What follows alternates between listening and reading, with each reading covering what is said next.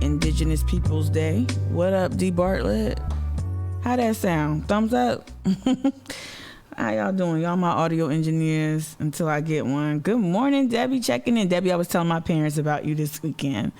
I don't know too much about you, Debbie, but I know you a rider and you show up. All right. Good morning, Rugby.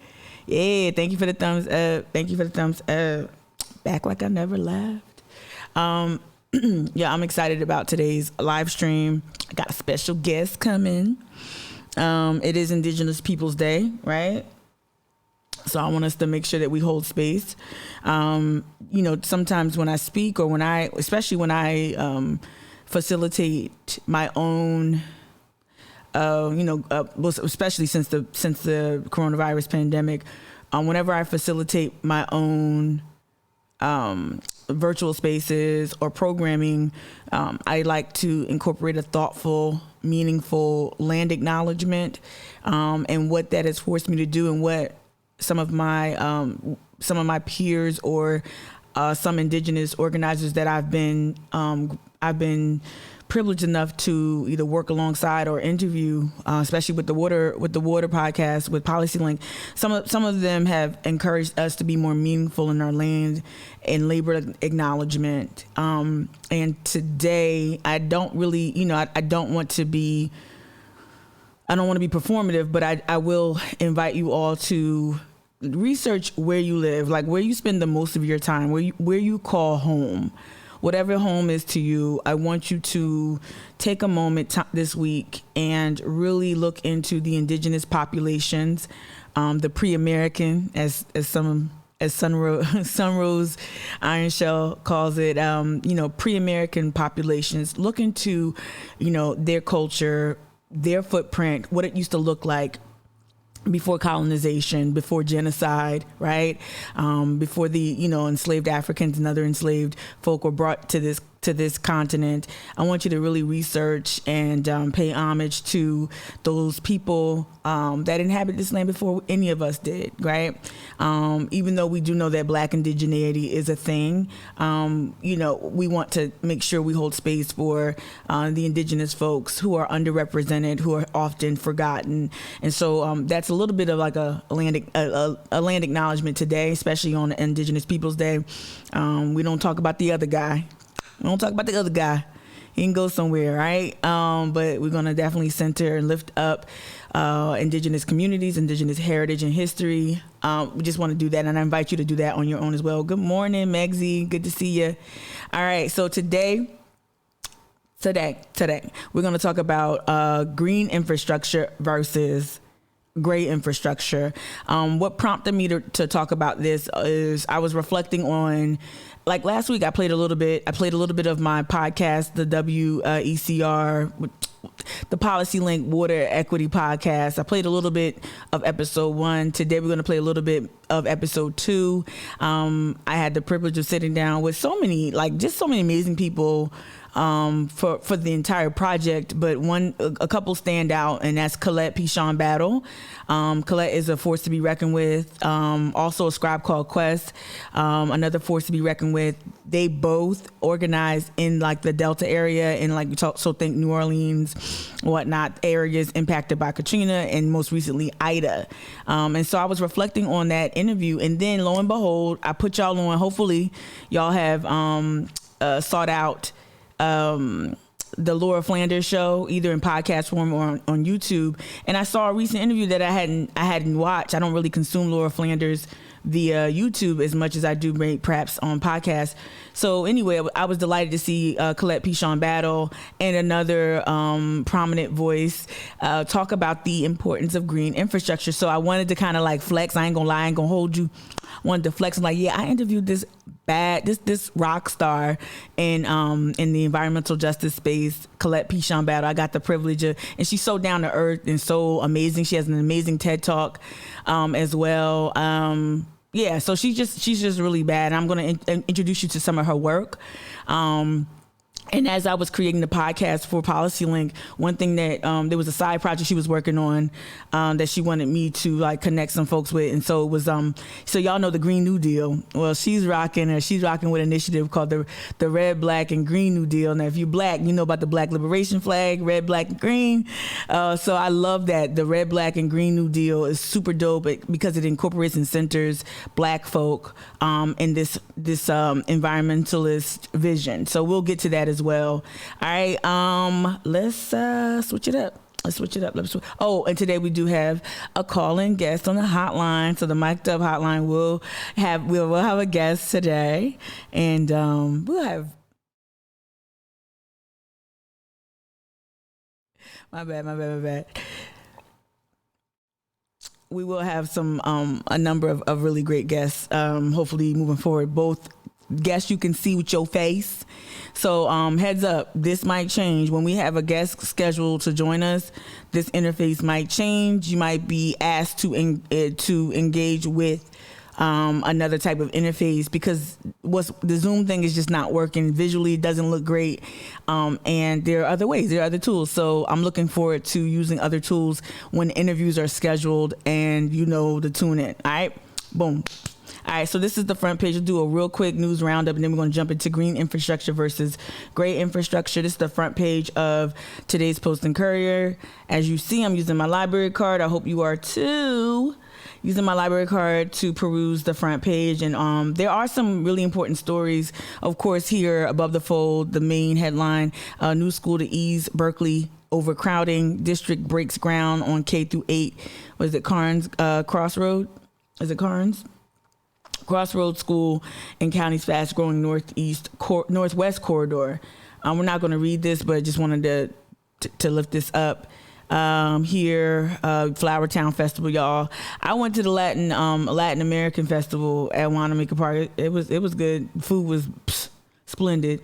All right, but I'm sure a lot of y'all went to or either went to or heard of or were interested in the Flower Town Festival. But okay, so students push back over here to the right. Students push to think and act globally. United Nations inspires Ashley Hall program. I'm going to slide down here because these are the stories that caught my eye.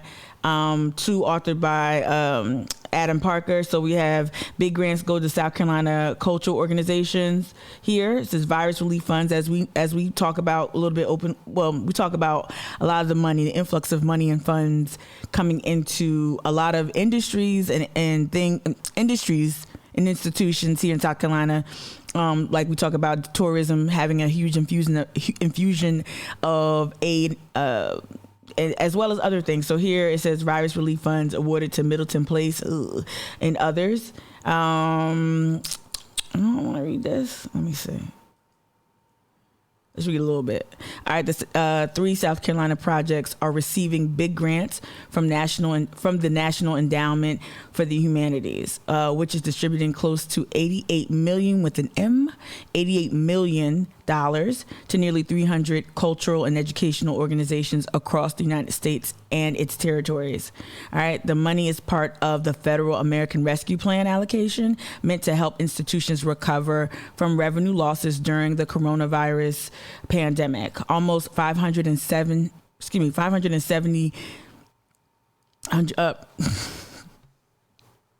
$570,000 will be directed to South Carolina. So that's over half a billion. All right. Middleton Place Foundation, and watch. We're going to continue to talk about. We already do, like plantations, labor camps can no longer really be looked at as just parks and pretty gardens. These are places. What's up, Jessica? These are places we talked about the complicated history, how the families or those who own this land receive huge tax breaks. We also understand that there's issues connected with land ownership, and plantations, and the antebellum industrial complex is at the heart of it. We won't get into that. I'm just reading this front page story. So Middleton Place Foundation, check out the foundation, y'all. As Ella Baker warned us way back when, the foundation complex, right? Makes us a little nervous, makes me itch a little bit. The Middleton and Foundation Complex is another word for the nonprofit industrial complex, right? All right, Middleton Place Foundation is getting $100,000 to update its interpretation of slavery. Ooh, to update its interpretation of slavery. To update it. Clemson University is getting $200,000 to help cover the search. Help cover researcher and faculty salaries, yada yada yada. Okay, so over here, we'll keep our eye on that, and we'll keep our eye on that. Over here, Adam Parker wrote this story as well. I had a lot of conversations about this, not about this story, but about the Chronicle. And shout out to everybody who's engaged.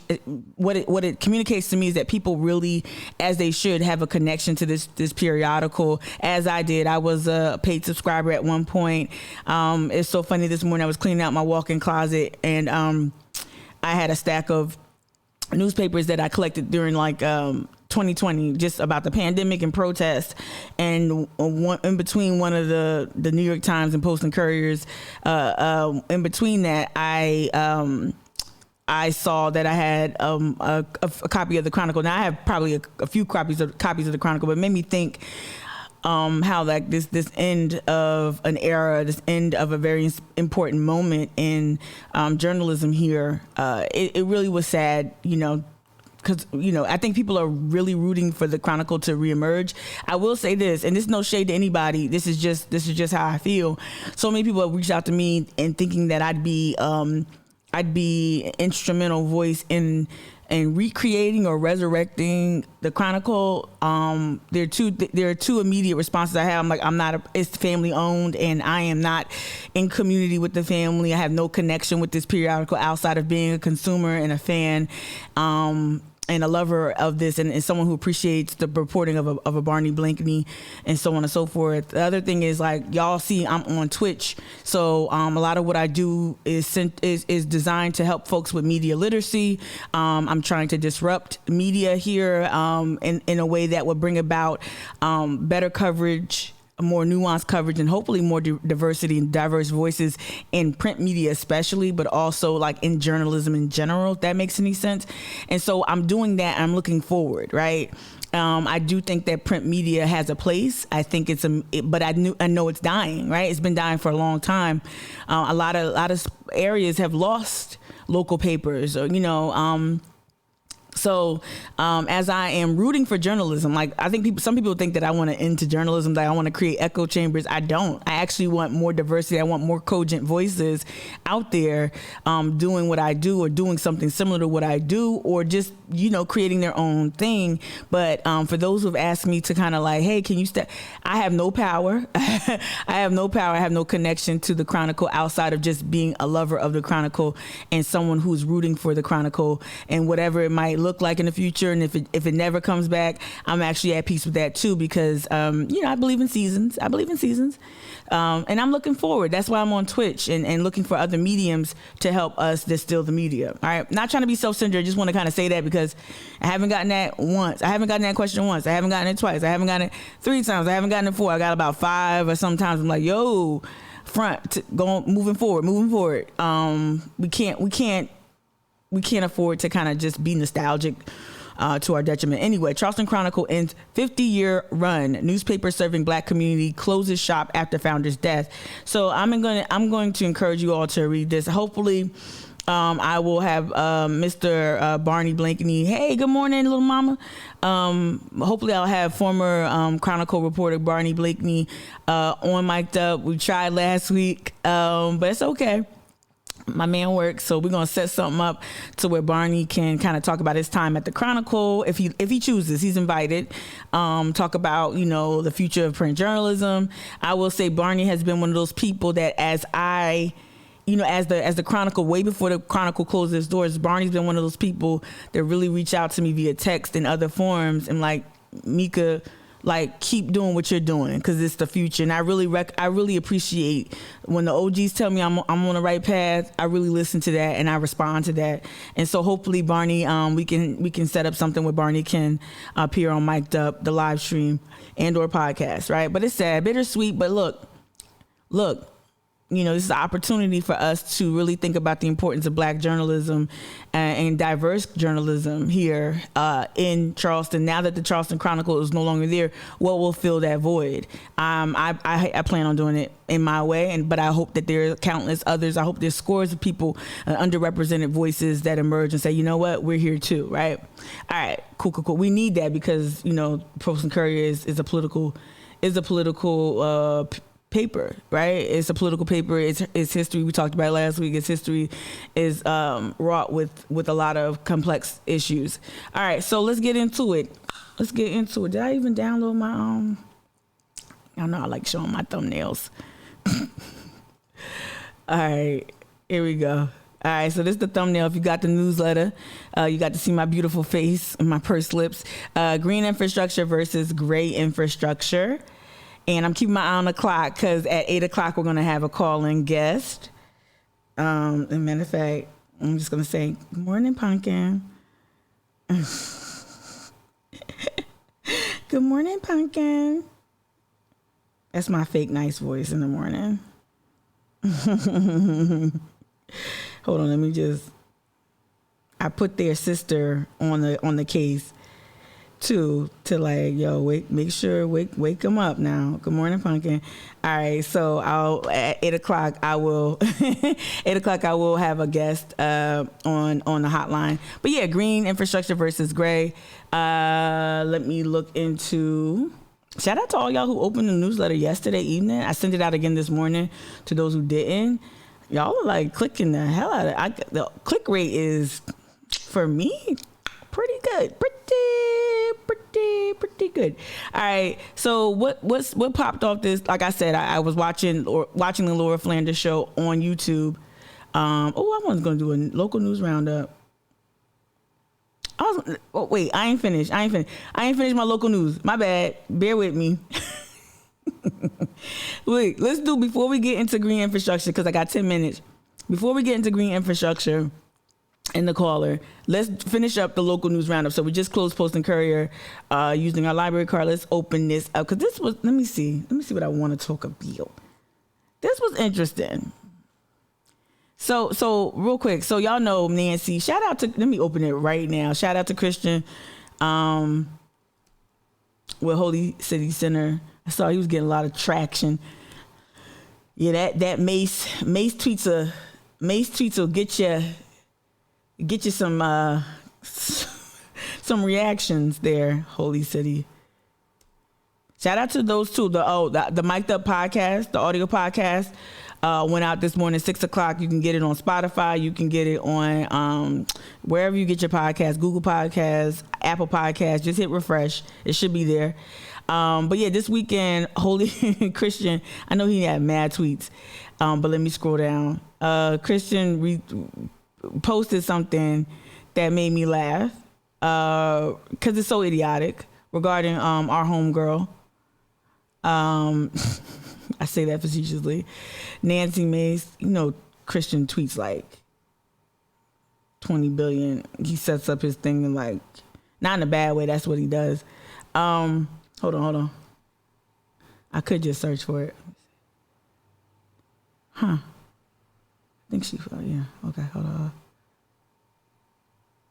Yeah, let me stop hustling backwards.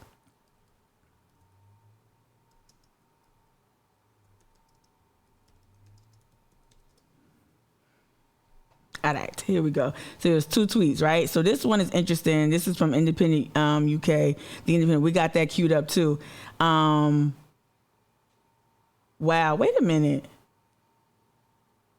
Okay, police. Oh, I didn't know this. Oh, we're definitely going to recap this. And then Nancy Mace. Y'all remember when Kia was like, she was in the airport terminal on, was it Friday? and she saw Nancy Mace. Well, shout out to Kia. She sent me proof. She sent me proof. And then, God, I'm trying to find a thing that good morning, D. I'm gonna find that. But this was interesting. Hold on. Follow me now. So let's watch this, because I didn't know they finally released some information or whatever regarding the case, the vandalism case. That look is a look that can. Jesus. All right, skip ad.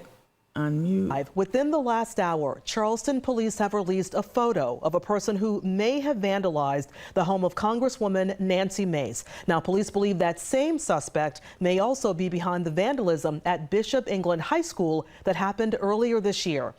Charleston police released this photo of that suspect. What? Now, back in February, someone sprayed graffiti around Bishop England High School that included the letter A inside of a circle commonly associated with anarchism.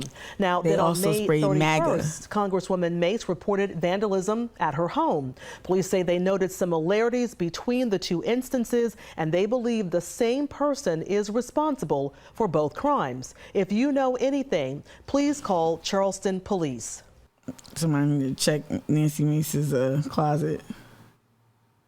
See if she got like all black. But that was one, right? So that I didn't know about that update on that. I really wish she just would release her Ring doorbell footage, right? And so here is a recent little like stunt that Nancy pulled off. So let me just read, in case you missed it, Representative Nancy Mace continued to lie this week about Antifa vandalizing her house during a hearing oversight committee. And then the publication that picked it up, Independent UK, they headlined it this way: Republicans focused on Antifa, Republicans more focused on Antifa than domestic terror, right? So you click on this and there's like a video. It should be. Yeah, here we go. Sure, this is a nice ad, right? Jessica says we're going to pull a rubber mask off Nancy. Got some stuff from Human. 150 milligrams of grapeseed extract, Inobita. It's like clinically. All part of our anti-government authority. Okay. Interesting. I mean, Antifa's real. It's not a myth. I have been a victim of some of the anarchist Antifa type of activity, violence, whatever you want to call it. I even had my house spray painted this summer. Democrats told me it wasn't Antifa, it was anarchy. I don't really know the difference. I have one more question at the end for Mr. Cohen. And really all of your testimonies this morning, and I want to thank each and every one of you for being here today, but discuss the importance of working with federal, state, and local, tribal, and territorial law enforcement partners and agencies. This partnership is immensely critical. Okay. Yeah. Censoring herself, it's a fake scandal. She had never no one substantiated whether or not it was Antifa. And also, let me go to my Instagram. Well, no, I don't want to do that because I don't want y'all to see my inbox. But let me see videos. Because Christian also posted the video of Nancy Mace in New York. All right, so let me just scroll back. I tried. Right. Good morning. Let me see. D. She says since she's a fascist, you say D, Antifa would be appropriate and spray her shit. Right. She don't know what she want to be. Keep it a buck. She don't know what the hell she want to be. She don't know. She's trying to be moderate. She's trying to be common sense. And it's like, girl, and it's all funder driven. It's so sad. Like beyond like how like reprehensible the whole funder driven,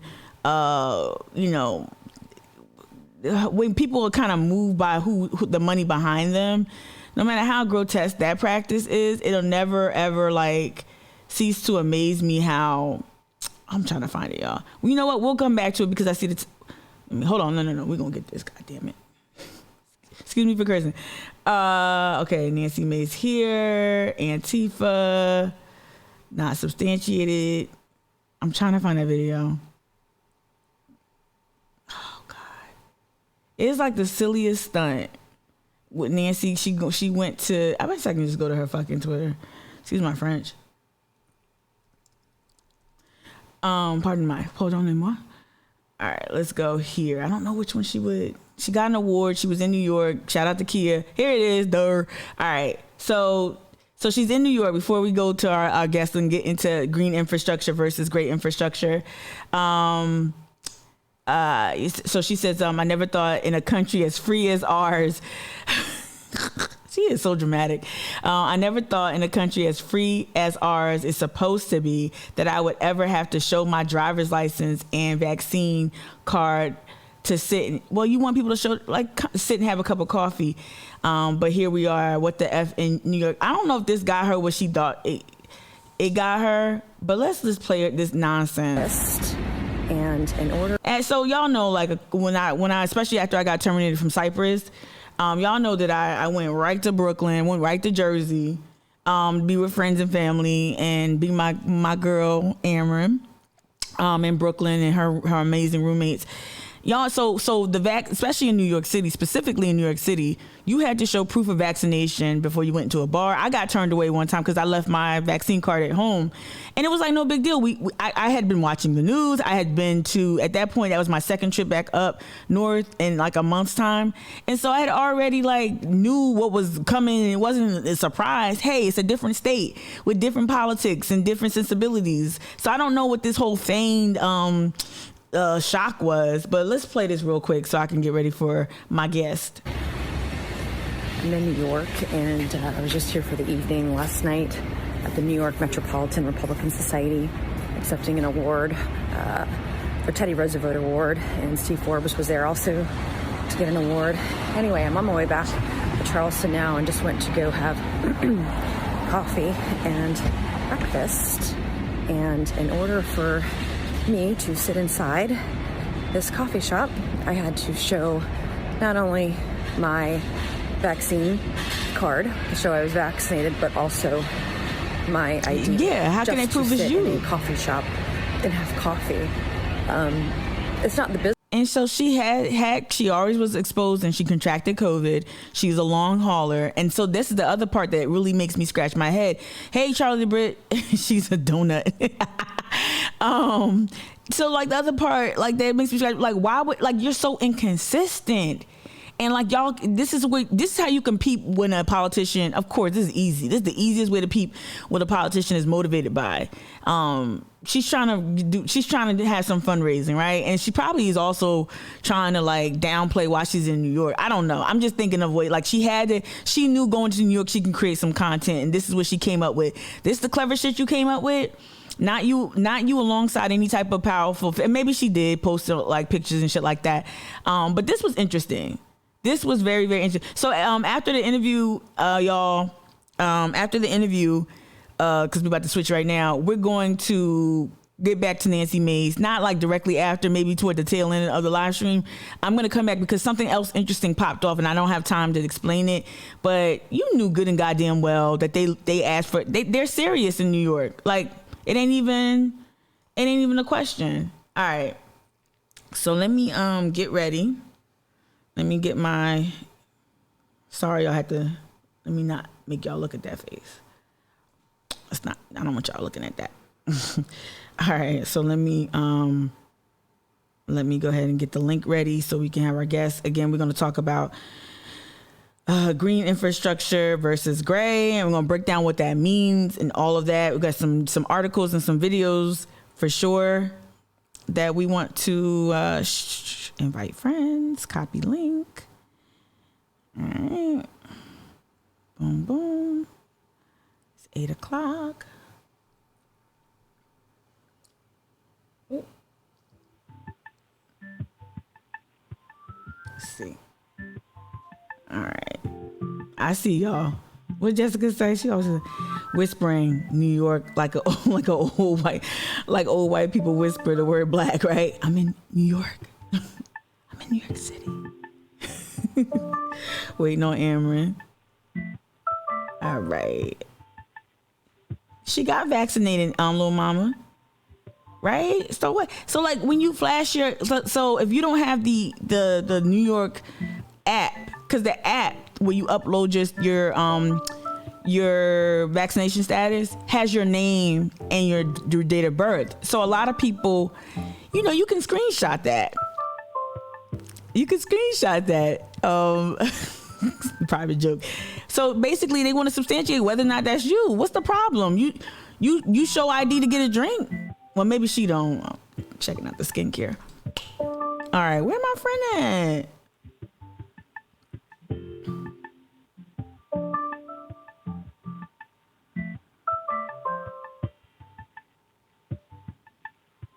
Ready whenever you are.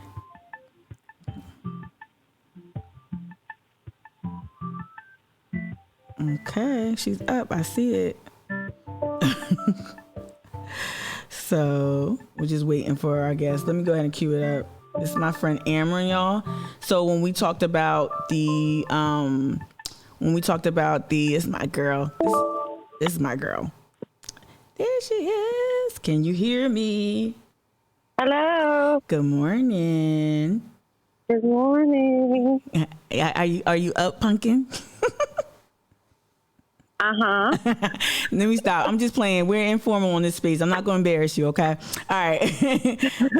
So, y'all, this is my friend Amron Lee, scholar and activist. She's currently attending the Pratt Institute. And so I really wanted to thoughtfully engage. And shout out to all the FOGC homies I spoke to this weekend. Shout out Seb, shout out Taylor, and of course Amron right here. And I gave you a nickname that I just made up. I hope you like it. It's A Boogie No Hoodie. But anyway, so yeah, Amron. So I wanted you to kind of, I know I didn't give you a prompt, but it really just a free-flowing conversation. I wanted you to, given your expertise and your field of study, I wanted you to talk more about the case for green infrastructure, and I guess its necessity, and especially in places like Charleston. So yeah, you can go. You have the floor. She dropped out. Oh no. Hold on, Ava. Let me see. Wait, hello? Hey, yeah, you were out. Okay, sorry. Did you hear my question? So, yes. Okay. Yeah, I was thinking about it, and I actually felt like the case with Gadsden Creek is a really good example of the argument for green infrastructure, and how the way that like the city. Oh no, she keeps dropping out. I don't know where she is. Wait, I'm here. You keep dropping out. Are you somewhere stable? I don't know why. Okay. I'm gonna. Okay, I think I figured it out. Okay. You can hear me? I can hear you. We can hear you. Everyone's saying good morning. Oh, hi. Okay, so if you didn't hear this before, I was saying I think that Gadsden Creek is a good example of the argument for green infrastructure and why it's so simple and so obvious, and why the city just so often fails to recognize why it's so important. Which is just that, you know, green infrastructure, part of the benefits of it is that it's more in line with the way that the environment naturally responds to flooding, naturally deals with water. And instead of green infrastructure and supporting that in the case of Gadsden Creek, you know, and everything that we are fighting to protect, instead you have, you know, the city paying millions and millions of dollars for the fish burn drainage, you know, stormwater infrastructure projects that they're doing to address flooding in that area, while simultaneously supporting the filling of the creek. Right. So it's just like, it's one of those things where green infrastructure is fancy and all that, but it also is just kind of supporting things like the creek that naturally do what they're supposed to do. Right. And it doesn't have to cost $1 million. It doesn't, right? The investment, you think the investment in green infrastructure is even more cost effective? I would say yes, because these are much like simpler, natural things. I think people would argue that maybe they're not as like. There's definitely arguments around effectiveness and like how much water in certain things, but especially in the case of like wetlands, I feel like there's really few things that can do what they do. That we create anyway. Okay. No, so I wanted to ask you, just so folks can understand, like what you're studying, and like maybe I had the privilege, y'all. I attended Pratt Institute orientation. I faked it. I act like I was a student. So I showed up. I showed up with my JanSport and just infiltrated her Amron's orientation. But I was taken aback, Amron, by so many of you, like brilliant friends and fellow students at Pratt. And they also, some of which some folks that I met actually helped us with the research with Friends of Gadsden Creek around the TIFs in the TIF districts. And of course that you illustrated, you did a great job with the maps and whatnot. But I wanted you to tell folks more about, like, I guess what you're studying and like how what you're studying, your field of study, and like what you and those students are passionate about, I guess, because that informs how you joined us at the Friends of Gadsden Creek. So if you could tell us more about like what you're studying at Pratt and how it kind of coincides with today's theme or today's live stream focus on green infrastructure. Yeah. So I am studying city and regional planning. And I think part of the reason I'm at Pratt is, along with the people that you mentioned, is just that while we're studying city and regional planning in a traditional sense, a lot of what Pratt focuses on is planning through more of an equity, social justice-based framework. So we look at things like green infrastructure and the benefits and all the benefits that come with it, social benefits, economic benefits, environmental benefits, in a way that I think normally planning programs or similar things would not highlight as much. Right.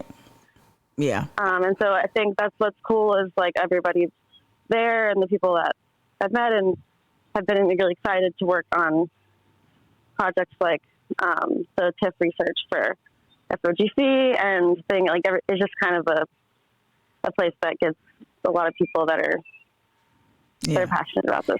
I think what I realized was that there are people out here actually engaging in the field in study that are trying to build a more equitable and just like city world, whatever, and also like specifically with the environmental justice, like I guess focus, but you taking into account how oppression kind of impacts these systems. And I don't think enough people know that you can be a part of city planning and have an environmental justice focus. I don't think people realize that you can go to school and you don't have to sacrifice that. I don't know if that's how you look at it, but that's something that I was really opened my eyes to on Pratt. Yeah, no, it's true. And I think also, especially like in activist spaces, I think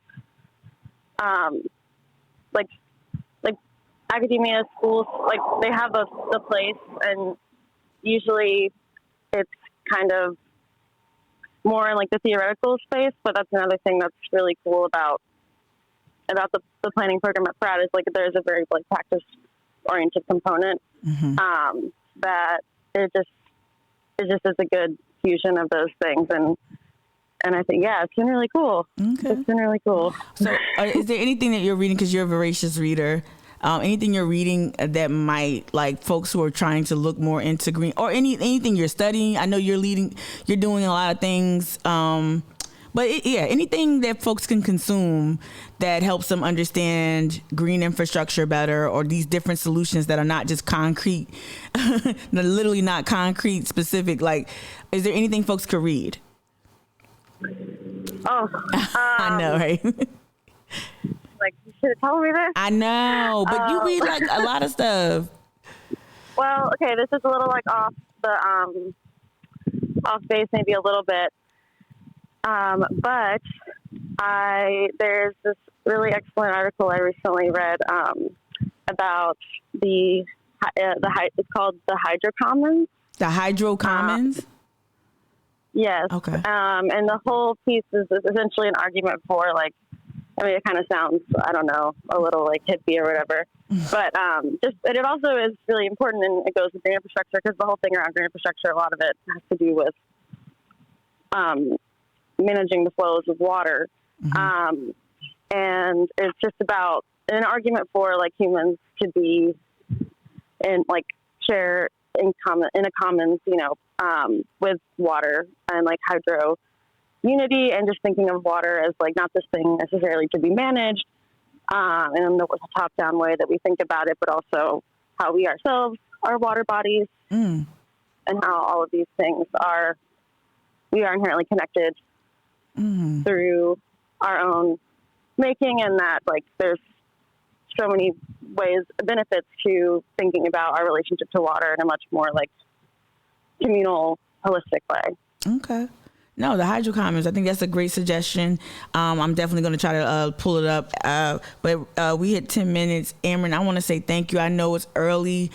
I want to say thank you. And I'm sorry I didn't send you a prompt, but you did great. You did very well. Thank you. And people know that if I brought you on here, that you good peoples. And I just want to say this while she's on the line, y'all. Amron has been one of the most, it's just been one of the most life-changing friendships I've had. I don't mind sharing that on my live stream. Amron and I are so different in so many ways, but she has like a soul of an ancient, I don't know what being, you know, and just really transformational. The way her mind thinks it really encourages me to show up in this space the way I have. And I want to say thank you, Amron, for just your time, and also for your grace and opening your home to me and everything like that. I really appreciate you, friend. Oh my God. Thank you so much. Too much. Nah. All right. Go back to sleep. I'll see you later. Okay. Nighty night. Bye. All right. Yeah, that's my girl. Amron is just, she kind of humble, kind of plays some things down, but Amron is literally one of the most brilliant people I've ever met. I've had some really some amazing people into my life in the last 2 to 3 years. Amron's one of them, and she's driven by something. She's driven by something very special. That's not the typical currency. And I hope that was a great way to kick off this conversation. We got more stuff coming. But I wanted to get the hotline on. Let's see. So we definitely like I said, we're gonna get back to this mess right here. But let's stick with the green infrastructure versus gray infrastructure, and we're gonna kind of back it up a little bit and give you more of like, what is it, right? But I'm gonna pull up the podcast here, and I'm gonna do this, and we're gonna get to know Colette Pichon Battle a little bit more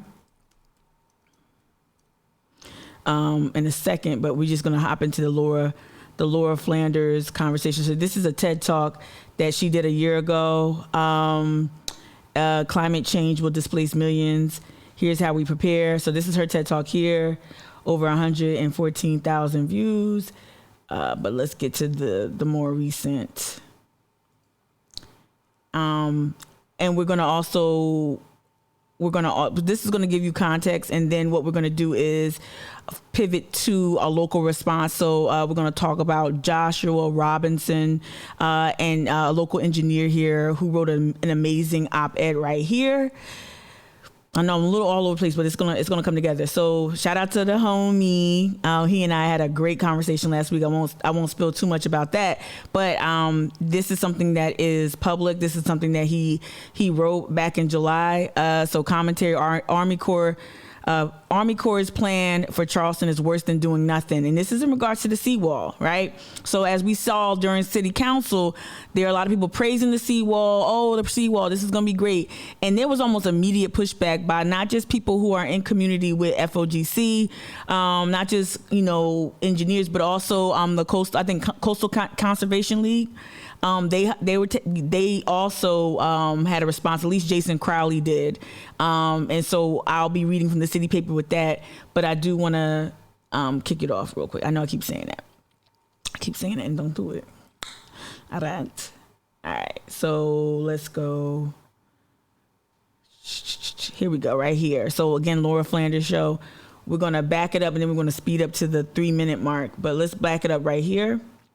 Boom, bip. The risk that we face is truly diverse. The government, corporations, other people are not around. Neighbors are having to help each other. We have a dwindling window to act. Great infrastructure is not what's going to save us from a global climate crisis. Let's focus on ecological infrastructure, social infrastructure, readiness. We have to use more tools. We need our federal government to make laws and policies that invest in our people and our front lines. We have no more time to waste. It's all coming up on the Laura Flanders Show, the place where the people who say it can't be done take a back seat to the people who are doing it. Welcome. I like that intro. For the people who say that can't be done, take a back seat to the people who say it can. When Hurricane Ida hit the Gulf Coast this August, exactly 16 years after Hurricane Katrina, all eyes were on New Orleans' new levee system.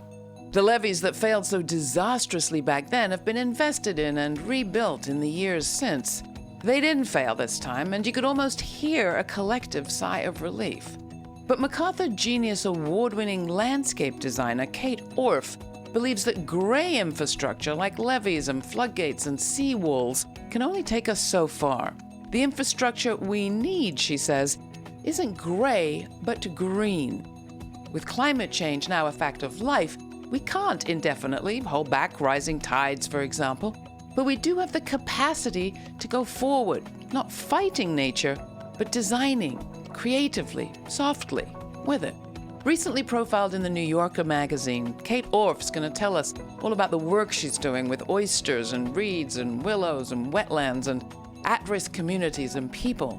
But first, for a reality check of how things are playing out on the ground after Ida, we're going to go to Colette Pichon-Battle in Louisiana. She is the founder and executive director of the Gulf Coast Center for Law and Policy. Okay, so now I'm going to fast forward. You got a title. I'm going to fast forward to this part, 3 minutes. Got my timestamps this time, y'all. So again, real quick, I'm dropping in the chat. If you want to, well, let me not do it because I can't drop links. I don't have the link to drop. So if you want to read that New Yorker article, y'all, it's the New Yorker. It was from, what date is this? Well, the title is called Brave New World, right? Manufacturing Nature. So that's going to be referenced in the second interview. We're probably not going to get to the second interview, which is actually, well, we'll probably listen to a little bit. It's very important. I'll probably end up reading actually from the New Yorker from my phone. The second guest, deals with that the green infrastructure, what that looks like, right? But I wanted to just highlight again Colette Pichon-Battle, someone I had the privilege of interviewing for the Water Equity Podcast for PolicyLink this past summer, and so I wanted to lift up her advocacy, show you her face. Extraordinarily down to earth, really, really super nice person, but a freaking force, like a force, y'all. So she's gonna make the case for green versus gray. 16 years ago and now lives. And here's where we are today. So since Katrina, there's been all this talk about investing in the levee system and the tidal control systems that now kind of ring parts of the Gulf Coast. How has the investment been on the community side when it comes to infrastructure? The seawalls that have been built did mitigate flooding. But it's also important to acknowledge that the mitigation of flooding in places like Houma, Lower Terrebonne, and Lower Lafourche parishes. And y'all know that there are so many parallels between New Orleans, this region. Climate-wise, there are parallels between here and New Orleans. Also culturally and also historically, tourism. There are so many parallels. And that's why I want to continue as I build out content for this live stream and for the podcast and other types of whatever media.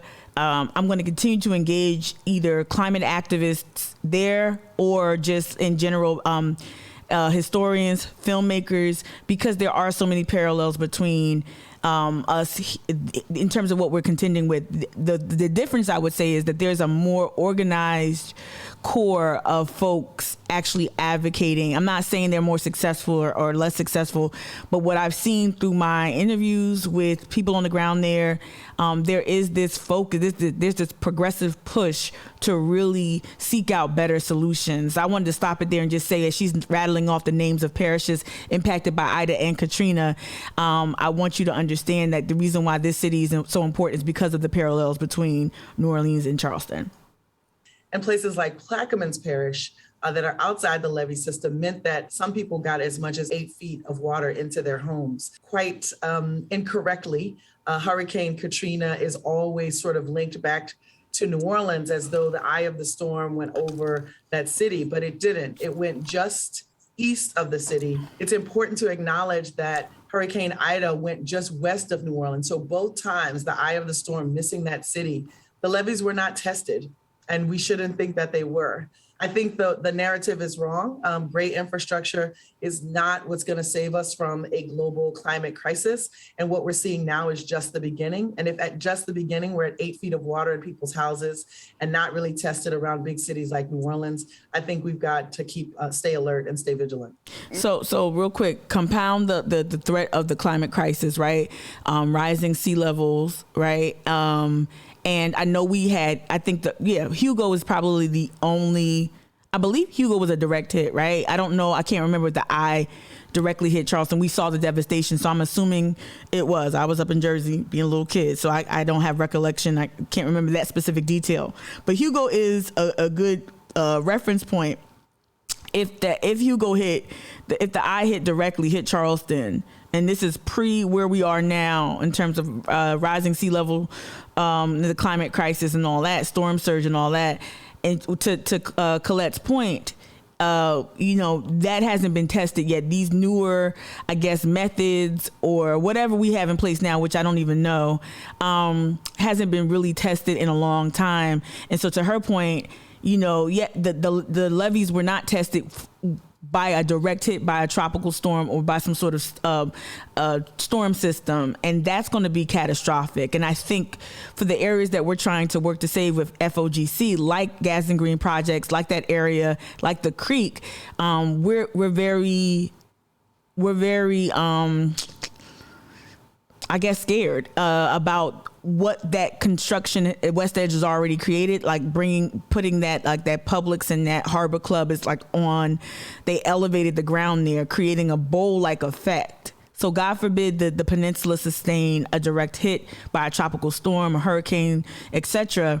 We don't know what is going to be created given these development projects. We kind of can foresee it a little bit, and it doesn't bode well for a lot of folks, especially the poor residents on the peninsula who are already contending with so much flooding, right? So again, I just wanted to stop it right there because it was really important to hear about, like, we haven't really even been really tested, even though Ida has devastated that area, and even though Katrina devastated that area, it wasn't a direct hit. So God only knows what it would look like. Good morning, Kia.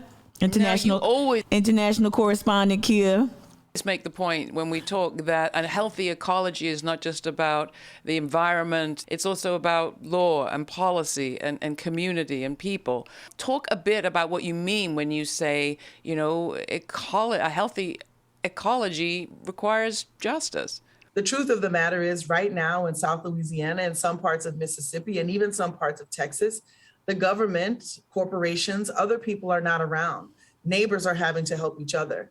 What we need right now are laws that protect the people, not the corporations that are actually accelerating this climate crisis. That infrastructure bill, that reconciliation package, billions of dollars in for fossil fuels. Mm-hmm. We need our federal government to make laws and policies that invest in our people and our front lines. We have no more time to waste.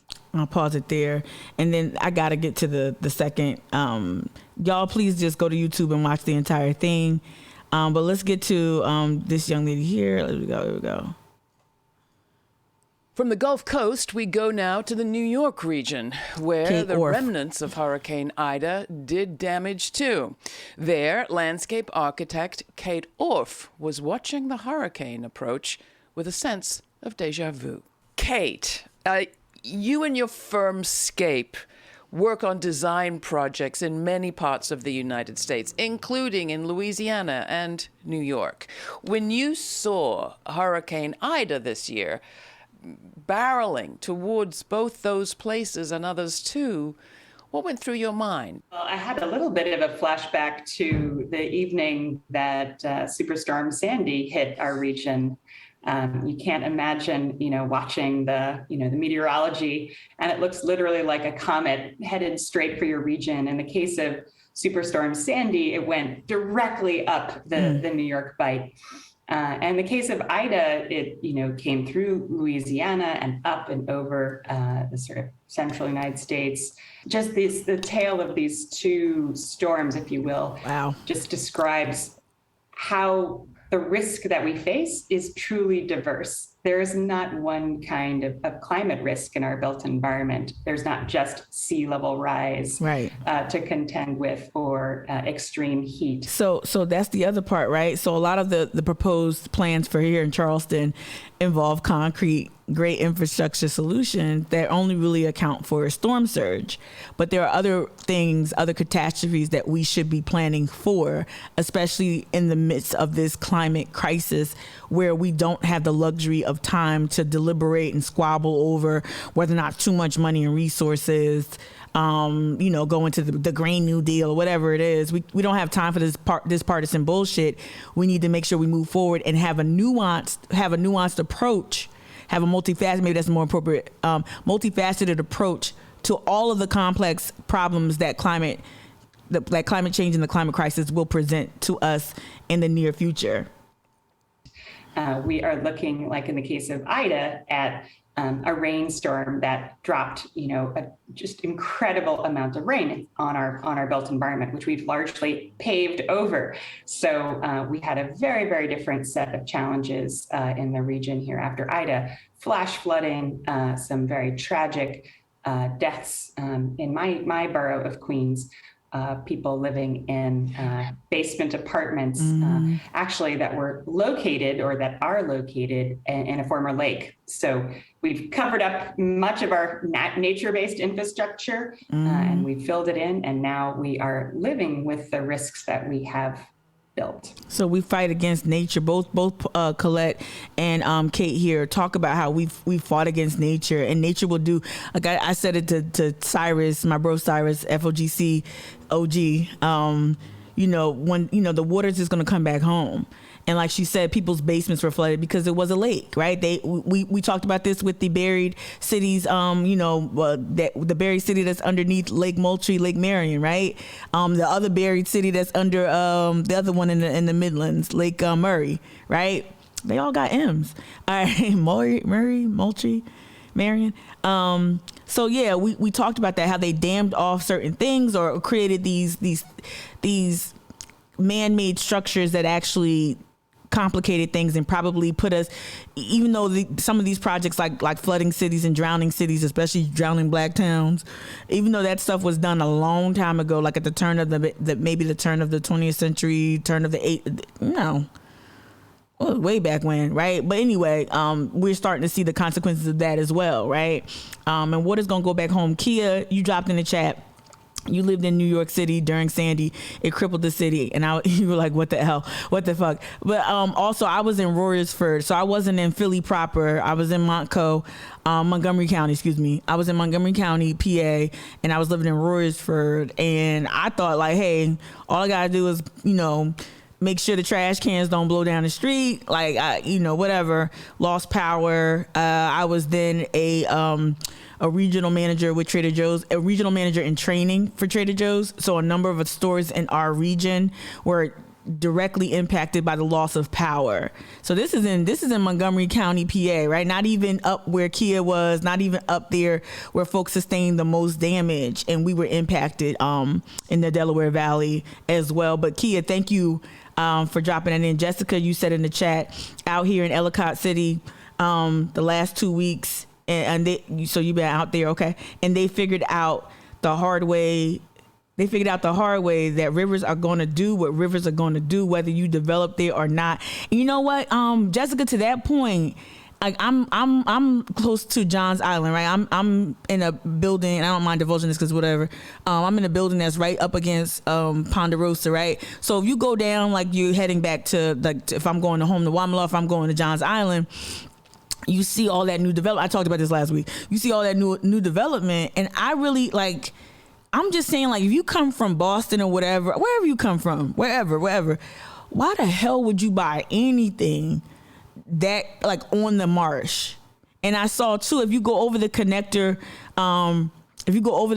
that takes you to Johns Island proper, I guess, you know, from like, if you go from like Red Top to Johns Island, you can see those homes that were built within the last 10 years or so, right up on the marsh. And then you see this like sand bar, like this, they dumped all this dirt and sand there. And I think that that's supposed to help them with flooding and surge. And I'm like, it's going to take more than just this. It just looked like a trail of sand as a barrier. I'm like, that ain't going to cut it. They ain't gonna cut it when we get when we get tested, when we get our real test, right? D, you asked a question, I just missed it. D, you asked a question in the chat. Is she calling it a built environment? Yes, exactly. So D, to that point, let me pull up the article. Let me let her play a little bit more, and I'm gonna pull up the article and I'm gonna read from it from my phone. So kind of point out some of the things, because Kate Orff is actually like brilliant, and I love to hear her talk about the solutions and what solutions need to look like. Brianne, you said agreed. Why would you buy anything that used to be water? For real, I don't know like what these real estate companies are, how they sell this shit. It's great, yeah, you be great water. Yeah, if you got the water right there, you got boat access, private boat access, you got a view of the water. It's great until it ain't great, right? So you've just put your finger on it. I mean, a variety of challenges, changing all the time, unpredictable, complex systems intersecting not just with our habitat, but our habits of development and housing and where we put people and who. Talk for a minute about how that relates to the point that I hear coming across from you so strongly, that one solution, particularly a built concrete type solution, won't be all we need to deal with climate change. That's that built environment. Instead, we need this kind of collaborative approach where we work with nature for something that you call regenerative design. Ooh. Absolutely. I feel like maybe, 1927 was a seminal time for America. We had major floods in the Mississippi River area, and there was a big movement to build levees and pull in great infrastructure up and down the Mississippi River system. And that kind of set into motion this approach, which was like, build a wall, and then if it floods, just build it higher, spend more money and more money to kind of try to reduce risk by securing, this through hard infrastructure, kind of like trying to lock natural systems in place. But of course, that is not the way that natural systems respond, and that obviously is wholly insufficient for a climate changed environment where we're experiencing more rain, flashier rain, like more intense rain. And we saw that all summer, right? I just left Brooklyn, and I'm turning on the news. I'm like, wait a minute, what is going on? I've never seen images of places like the subway system. Like, I've never seen anything like that, like flashier rain, she says, right? Good morning, Susanna. Susanna, I got your message. I never checked my Twitch inbox. So shout out to everybody who sent me, 2 people who sent me messages. I will start checking that more regularly. I just saw it like 5 minutes before I went live, Susanna. So I'll respond to you for sure. Water does not give a fuck. Thank you, meteorologist. Miss Jessica. All right. But yeah, we saw that, right? We saw that. But I want to lift up what you said, Susanna. A big part of the environmental justice movement is expanding the idea of environment to include built and urban spaces. Absolutely. Many regions where we are facing more extreme heat, where sea levels are rising, and so the old rules, frankly, do not apply. Am I hearing you right that it would be a mistake for people to say, okay, look, what we've been doing works. It worked with respect to Ida. Let's just pour more concrete. We have to do the opposite. We need to remove, depave, and undo many of the mistakes that we've made in the built environment, particularly here in the New York region. We have to. So I'm gonna pause it there because D, that's the phrase that you latched onto, and I'm so happy you did, the built environment. Right. So she said we need to depave. And I know that's going to send chills down all these lawmakers that showed up to the latest trot around the bases, as you would, if you will, with city in regards to the seawall, the proposed seawall. Right. It's impervious surface. Look at the earth science class. Come on. I'm trying to think. 6th grade. Oh, who's my teacher? Can't remember his name. Come on, 6th grade. Come on, 6th grade science, earth science class, right? Okay, so we heard from Kate Orff. Let's go ahead and look up, and we heard from Colette Pichon Battle, right? Let's go ahead and look up that article, New Yorker, with Kate. If it's not behind a paywall, excuse me. Is it 2 Fs? It's right there in your face, Mika. Yes, 2 Fs. The New Yorker.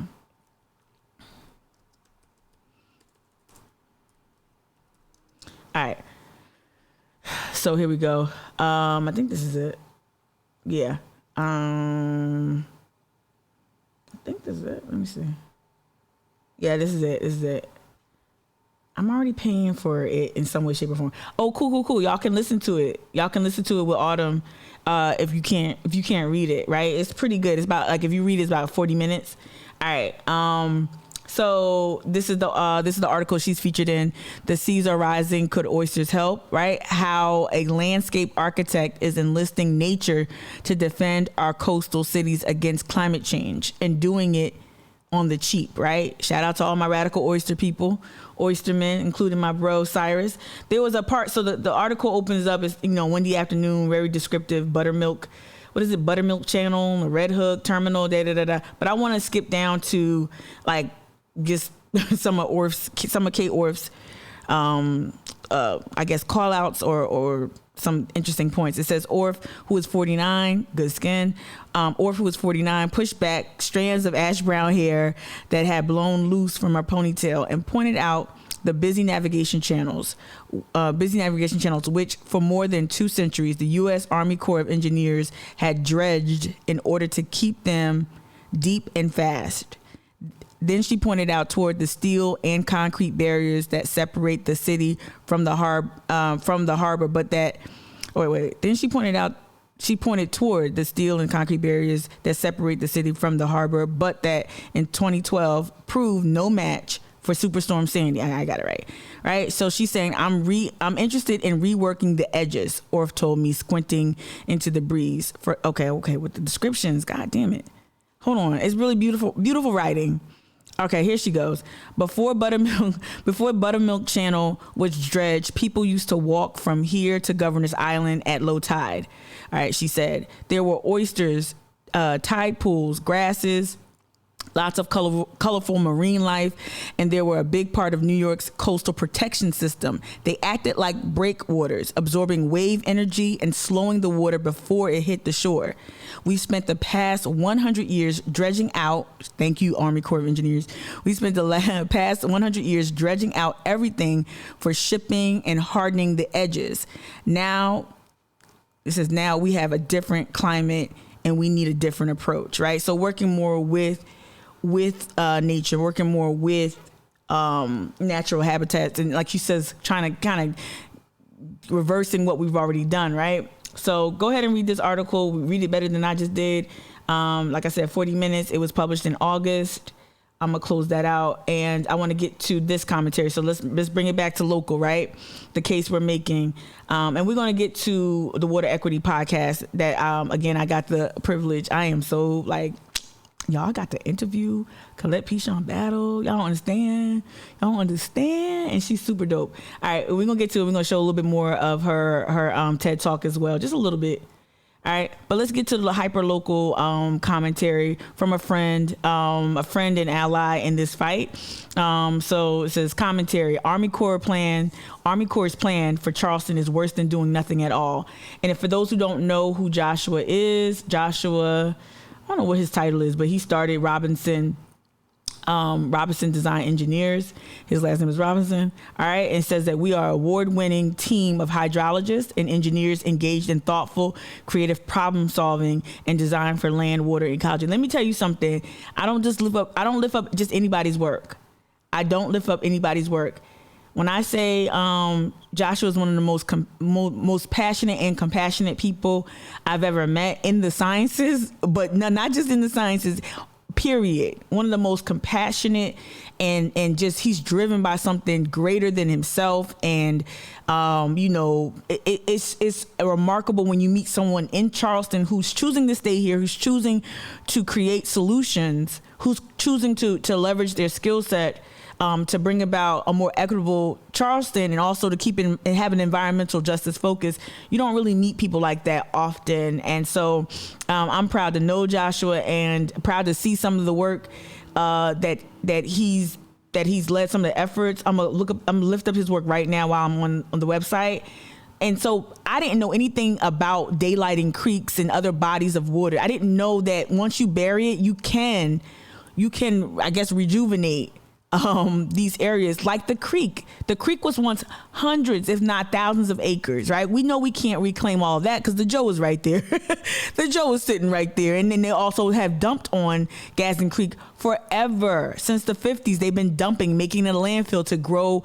They needed more real estate in Charleston. So they said, you know what, we'll dump in the backyard of black folks, and we're going to take their land anyway eventually. We'll dump on their land. We'll build, we'll create more real estate literally, and then we'll build on it, right? And remember, Trident Tech was supposed to go where the Joe is. They broke ground, the shit was sinking. It was like, nah, B. Let's put a stadium there. That's my real rough version of what happened. But basically, yeah, that was not where the Joe is not, that wasn't the original plan. Right. So they knew forever. They knew for a long time that building on a dump is not going to be cool. Right. When you go over those bumps over there, Haygood, President Street, those bumps, those are the pipes that stay in place as the rest of the concrete, the rest of the pavement sinks. Right. So that's that bump you go over, right, on your way to Harold's Cabin or on your way to Burke or on your way to Hampton Park. All right. That's that pipe you hit. The pipe is staying in place and everything around it is sinking. Right. And they knew that. So you have someone like Robinson Design Engineers teaching you like ways that you could daylighting creeks and other bodies of water. So Smith Branch Daylighting and Restoration. This is in Columbia. Right. This is what was featured in the New York Times as well.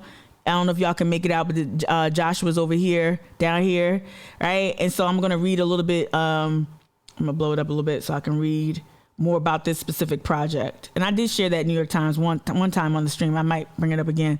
All right, so it says since 2014, RDE, Robinson Design Engineers, has provided watershed-based planning, geomorphic, I don't know some of these terms, y'all, geomorphic assessment, hydrologic data collection, hydraulic analysis, regulatory coordination, engineering design, and construction monitoring for this urban creek in Columbia, South Carolina.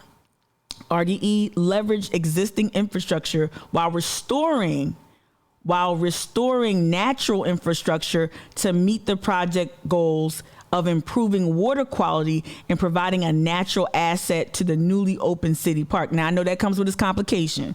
I know that then there's another, I just talked about the Joe. Well, the Fireflies play right there. The Bull City, what is it? The Bull City Park. Right. And I know like Bull City, and you got the old psych ward over there, gentrification. I know that it's complicated, but when it comes to, there was a body of water there that Josh and his team helped daylight. So we're focusing on that, but I don't want to just move forward without acknowledging that this project also brought some other things that had nothing to do with Joshua, brought some other consequences to folks living in this area. So I just wanted to acknowledge that and not bulldoze over it. All right. So it says of the nearly 3,000 linear feet of stream located at the park, 2,000 had been piped and underground. Same thing with Gadsden Creek. They retrofitted what you see now, that engineered version of the creek. They've done that. They've pretty much dumped on it, right? So here they put this stream in pipes. They put 2,000 linear feet of this stream in pipes, right? And piped underground since the 1950s. Sound familiar? So around 1950s is when folks here in Charleston started violating federal law in terms of dumping into Gadsden Creek. Okay, all right. It says RDE's stream daylighting design restored the stream to the open air and revitalized the floodplain.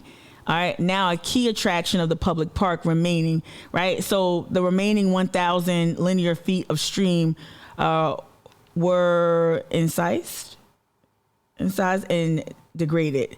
Y'all gotta make this more plain. I don't know what that means. But anyway, so here's the project, right? Floodplain, wetlands, and then that's Joshua here. Joshua Robinson inspecting the daylighted stream bed during construction, right? Shout out Sean Rayford, took the picture for New York Times, local photographer. I don't know if he's still local, but local photographer. And so here's some natural vegetation. Here's the project. So we can restore Gadsden Creek. We can restore portions of it. We can revitalize it and not pave over it, not dump into it as proposed by West Edge. I also want to peep you the game real quick as we switch to Joshua's commentary, because this kind of this blew my hair back, y'all, because I didn't know. He was like, you might as well do nothing at all, because what they're about to propose, this seawall is worse than doing nothing. And I'm like, I said, Josh, are you serious? He's like, yeah. So we're going to get into this, but I want to peep you to game real quick. West Edge is now positioning themselves as a flood mitigation a foundation or nonprofit. They are not flood mitigation nonprofit. They are a real estate entity, right? It started off as Horizon Foundation with MUSC, started by Mayor Riley. Okay. All right. They've never been about fucking flood mitigation. They've been about the Benjamins. They've been about building and flipping big commercial projects, big high-end luxury real estate projects. That's it. So when you read in the paper, if you listen on the news and you hearing, oh, they're going to mitigate flood, they're flood mitigate, they ain't never been about that. They switching it up. Now they're trying to adapt because they are facing opposition. Even the Dutch dialogues, y'all done had them dudes come over from Amsterdam and tell you don't fill in the creek. And what are y'all? And y'all still like refuse. Y'all meaning the powers that be still refuse to listen to people who are like not new to this but true to this, telling you don't fill a fucking creek, but you still feel it. And then here comes West Edge talking about, oh no, we're about flood mitigation. No, you ain't. No, you're not. Oh, well, you know, the Gadsden Creek is toxic. It ain't to Shem Creek on line 1. Okay. All right. You got places in James Island got the same issues. Ain't nobody talking about filling that in and building a luxury condo. Not yet, at least. Right. So just when you hear that rhetoric from West Edge and you're like, well, they said they're not a flood mitigate. That's not what they do. They specialize in they specialize in building high-end properties, high-end real estate, and flipping it. That's what the plan is, right? Period. All right, so let's get to Joshua's op-ed here again from July. Okay, so in April, the Army Corps of Engineers released a proposal for protecting. What? Okay. In April, the Army Corps of Engineers released a proposal for protecting Charleston from storm surge using nearly $2 billion of concrete walls, riprap breakwaters. I don't know what a riprap breakwater is. Riprap breakwaters, pump stations, and property buyouts. Okay. This is from Joshua. The same week the report was released, clients and friends called us to inquire. What do we think? Would it work? What are the risks? Robinson Design Engineers is a local team of hydrologists, ecological engineers, and hydraulics engineers. For 12 years, we have solved problems related to water and helped communities across the Southeast incorporate nature-based solutions into their water management plans. We invested $25,000 worth of our time examining the dense Army Corps study and translating its proposals into lay terms for our Charleston neighbors. We refused funding from potential partners to remain independent in our approach. Shout out. We then submitted our critical assessment report to the Army Corps as part of the public comment period. I definitely was privy to a lot of this, and I was really like astonished and so amazed. Like, they took time, y'all, okay? Because a lot of the pushback be like, well, you don't know. No. They know. These are the subject matter experts right here in Charleston. All right? This is the A team. They know. They lighting creeks and streams all up and through the Southeast. They know. They know what they're talking about, so you can push back. Remember, when West Edge starts touting science, they not scientists. They hire fugazi scientists that manipulate numbers and shit like that, and test stormwater at times that are not like inopportune times, just to manipulate the data. So don't let them tell you that they into the only thing you need to listen to West Edge about is real estate and how to make a profit off of flipping a luxury condo development. That's the only thing. How to bring a Jimmy John's? I'm gonna listen to West Edge. How to bring a Jimmy John's to your town? Okay, let me listen to West Edge. How to bring a Domino's? I'm gonna listen to West Edge. I ain't listening to West Edge about flood mitigation. I ain't listening to West Edge about anything but real estate flipping and how to destroy a community. And embed yourself for years in the neighborhood improvement associations. Embed yourself for years and prey upon people's insecurities and prey upon people's ignorance of the situation. Right? Embed yourself in the schools. Right? Partner with other problematic nonprofits. That's what West Edge is. That's their speciality. Okay. That's it right there. What's up, B-Man? I got you. All right. So let's keep going. So they said that people asked them, what's up? What's this? What's up? And they were like. And Josh was like, yeah, bet. All right, I'm gonna take $25,000 worth, you know what I mean, of my time and our expertise, and we're gonna pour over this Army Corps of Engineers study, you know what I mean? We're gonna break it down for y'all. That's what Josh said, right? I'm reinterpreting it, right? And then his conclusion is the Army Corps plan would make matters worse than if we did nothing at all. I repeat. Our conclusion is, RDE's conclusion, the Army Corps' plan would make matters worse than if we did nothing at all. How so?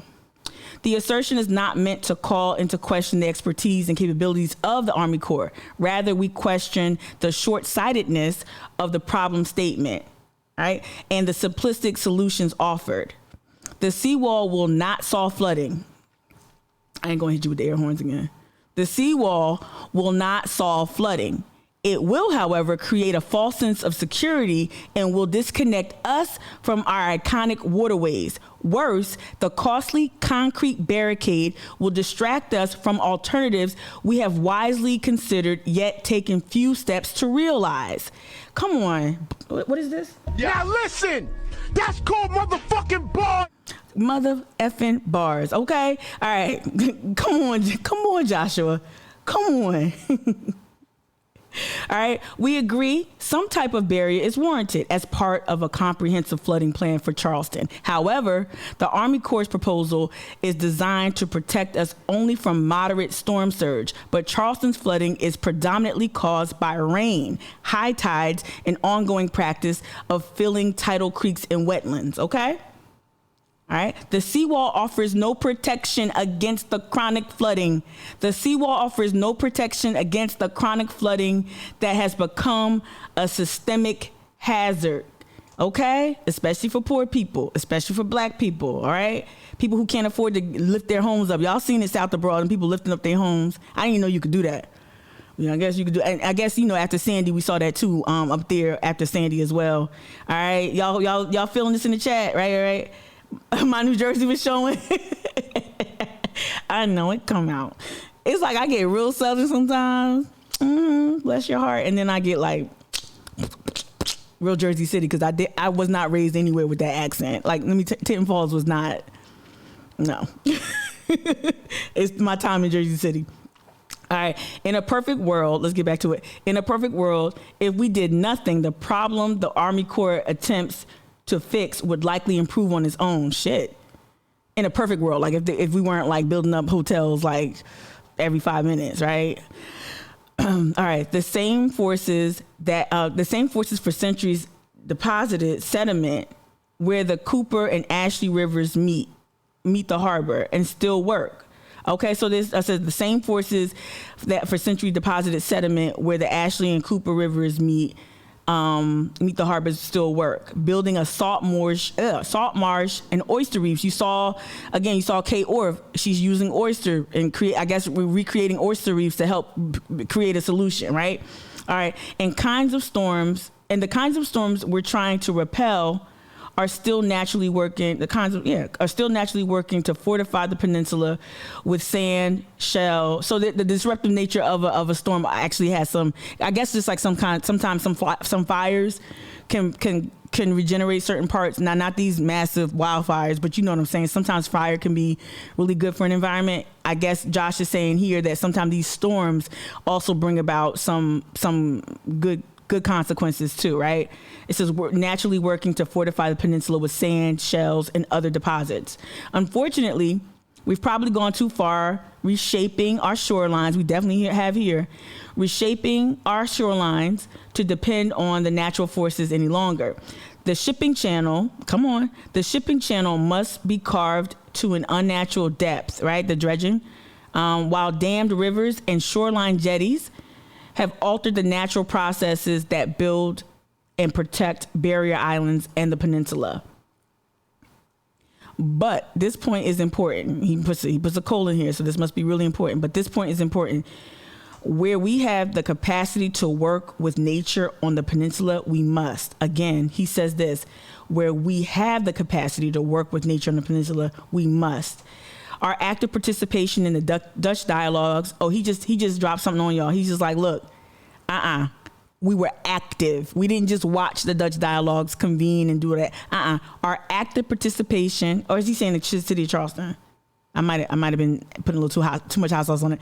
Our active participation in Dutch dialogues convinced us, no, that's them, that Charleston must work with and not against natural systems and their inherent capability for self-renewal. Yet the Army Corps seawall ignores the role nature could and should play in our interaction with floodwaters. Okay, I'm trying to get to. Let me see if there's any more.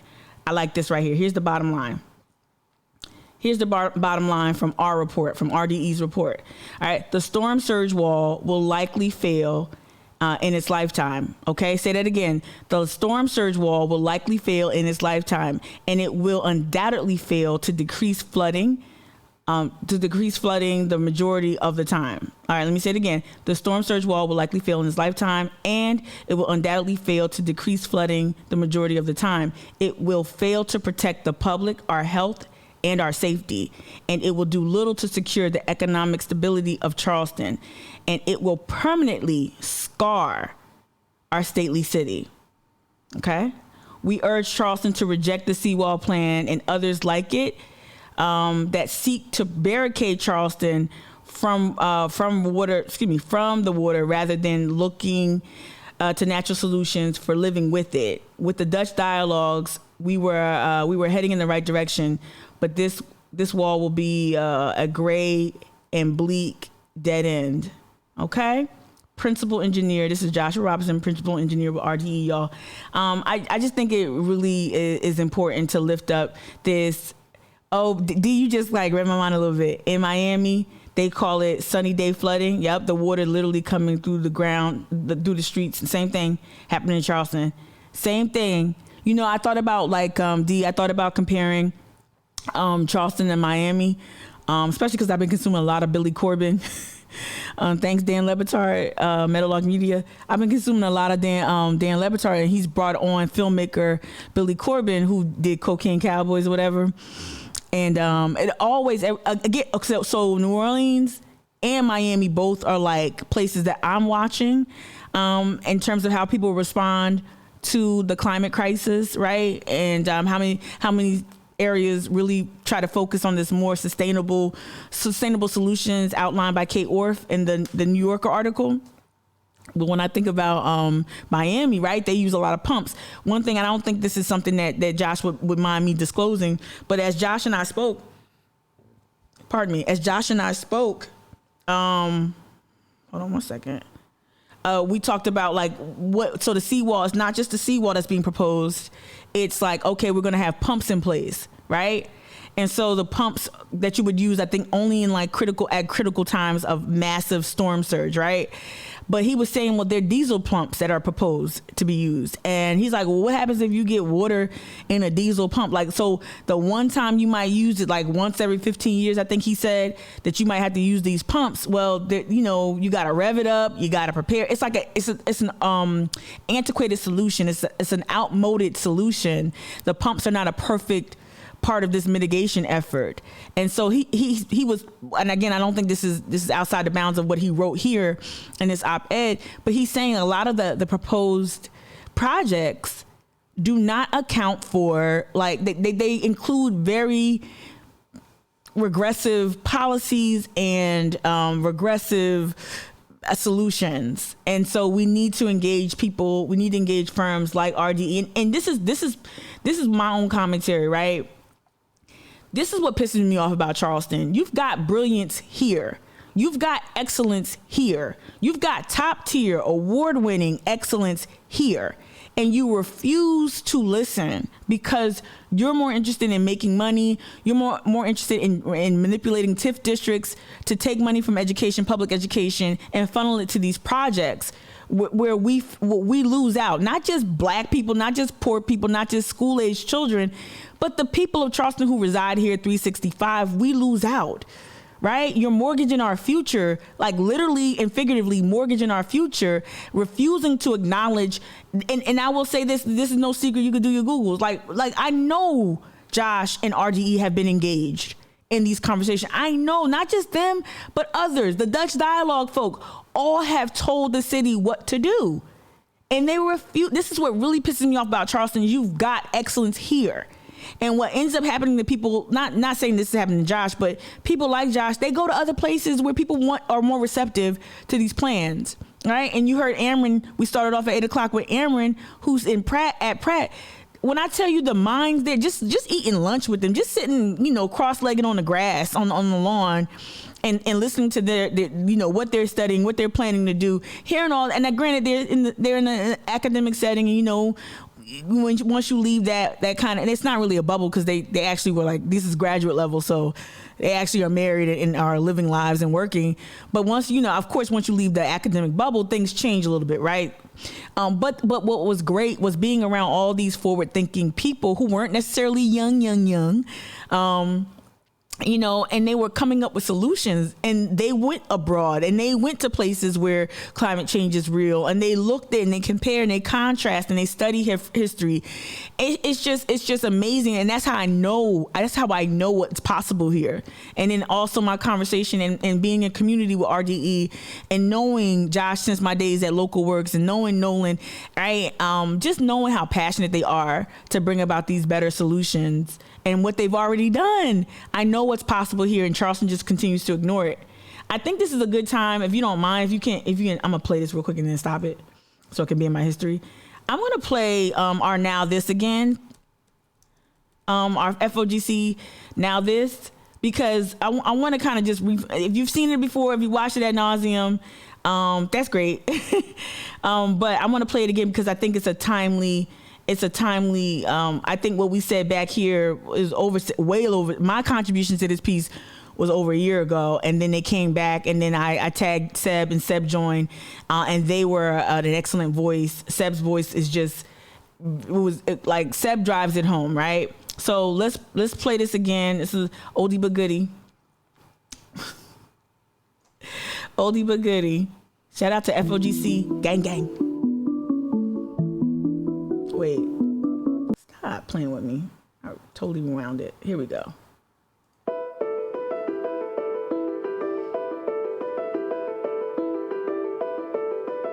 We're trying to tell Charleston that the way they've gone about doing business, the way they've gone about planning their growth has had adverse effects on predominantly African American communities and poorer communities in Charleston.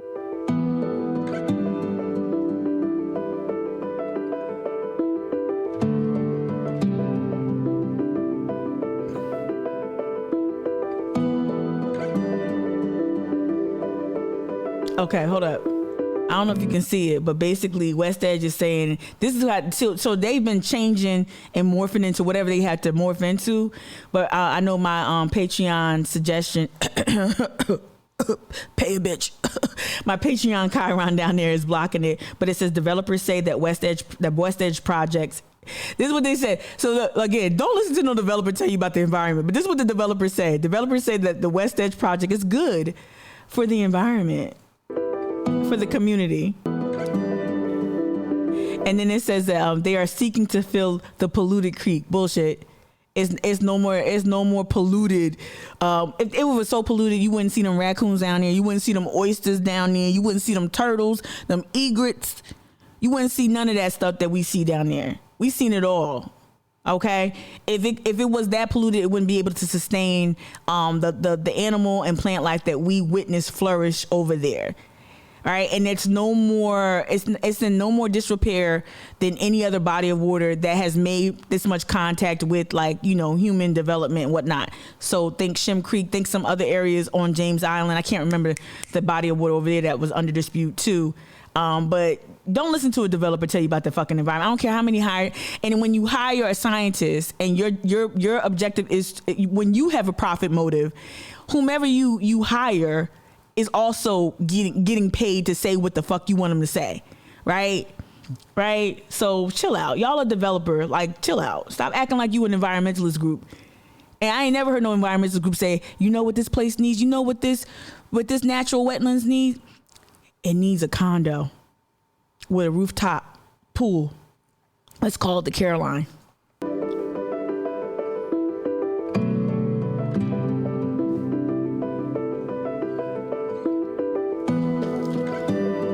Exactly, B-Man.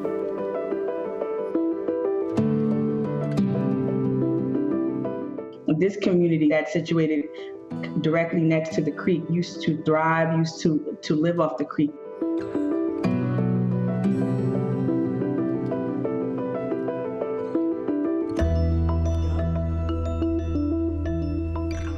There's a very rich community that is engaged directly with the homie Seb. I loved him. The water. We have photographs of a baptism happening in Gadsden Creek. We have evidence of the creek being a rich ecosystem for local fishing and commerce. We see it as a place of recreation, of joy, of gathering.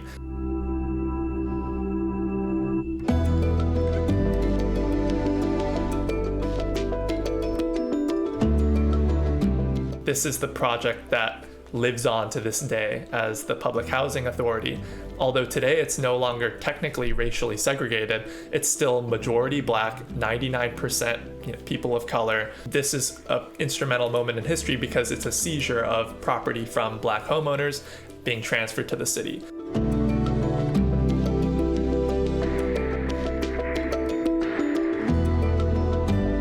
This is a perfect case of environmental racism. In 2012, our Charleston mayor, Joe Riley, who's notorious in the area as being an extremely ambitious developer with much... Shout out. This is when I started calling Mayor Riley a developer. Seb put that battery in my back. I was like, okay, Seb. Okay, let's. And it's not us taking pot shots or anything like that. That's who Mayor Riley is. That's who he was and is. Right? He is an ambitious developer. Right? Bring it back. Right? And I also want to bring it back to here when I said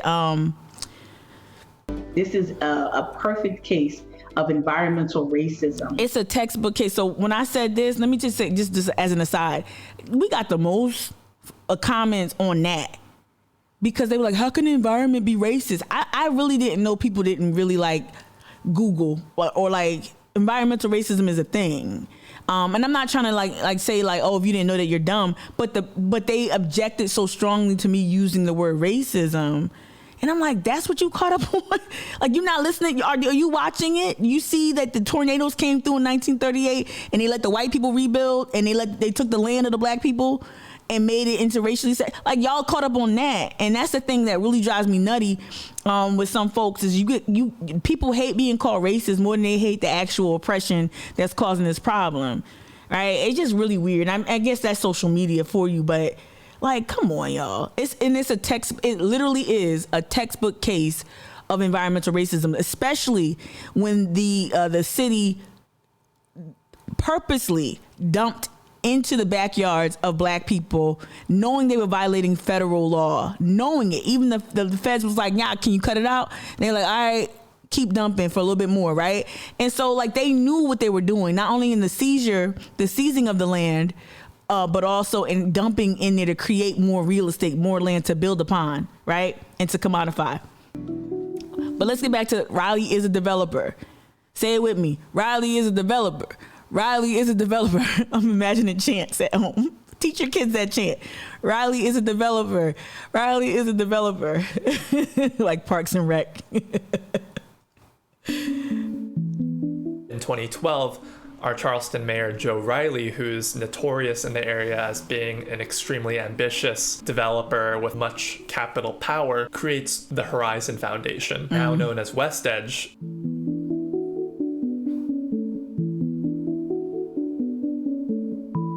Luxury condos, parking structures, high-end office and commercial space. All of this obviously not catered to the needs of the residents just 500 feet away from this development. So we didn't get mad, but we hate when you have to do your journalistic due diligence and get the opposition statement, but the statement was bullshit. But we were like, boo, why they had to talk to them? Because all they doing is lying. Like, seriously, we got them on tape lying. We got them in 4K lying. Like, and I'm just talking about our activism, not talking about anything else. Not talking about our litigation. But we've uncovered so many contradictions. Let me say it like that. They've contradicted themselves countless times. Lying. Benefits. Ham and mayonnaise. Okay. Wait, hold on. Look at our favorites up there. And like their whole thing was, oh, we're ending the food desert. We're ending the food desert. Okay, you got Jimmy John's and Domino's, something else over there, and you got a Publix. And y'all know Publix just like, Publix is gone, right? Like it was like these temporary situations. I think Publix is leaving soon. So I think they already were like, yo, we out. And it's like all a facade. I'm gonna try to find an article that shows that Publix, I think that recently sold. If y'all know what I'm talking about, didn't Publix just recently didn't they just sell that commercial space? It says the West Edge, this is according to Michael Mahar, or however you say his name, scumbag, embedded himself. This is my words. I do not reflect FOGC. I'm just scumbag, embedded himself in all these community improvement associations or home associations. It has infiltrated the schools. You know, I imagine there was some lettuce being peeled off for some people. Also, you know that Dudley, like the Chronicle reported years ago, a lot of this happened under the watch of black council people, right? And Dudley is very close. So I've gone to, shout out to Wendell Gilliard, who actually stands firm with us on this issue. So I've gone to meetings convened by Wendell Gilliard, and it shocked me to see a sitting councilman, Dudley, walk in and sit next to West Edge representatives and Michael Mahar, whatever, right? It's shocking. Like, why would a council person be that cozy with this development corporation? And so that you know, I think the Chronicle did do some reporting on that. Not like deep, but I think they did, like, somebody explored the connection between Dudley and West Edge, and it's no bueno. It's no bueno. But they say here the West Edge development has brought over 500 new jobs.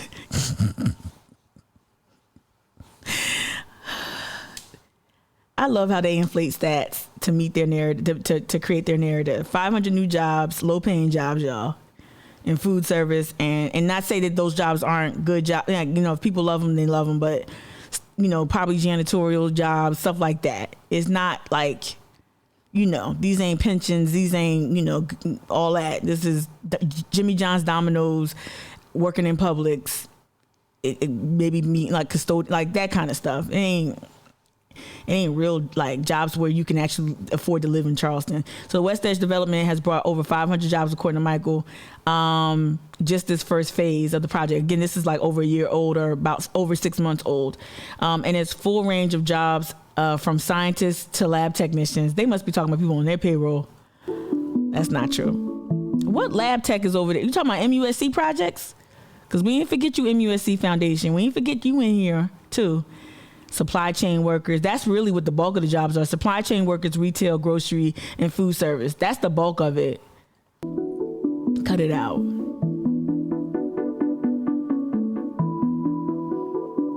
To make possible a grocery. Let me find that right now. Let me find it. I could have sworn Publix just sold.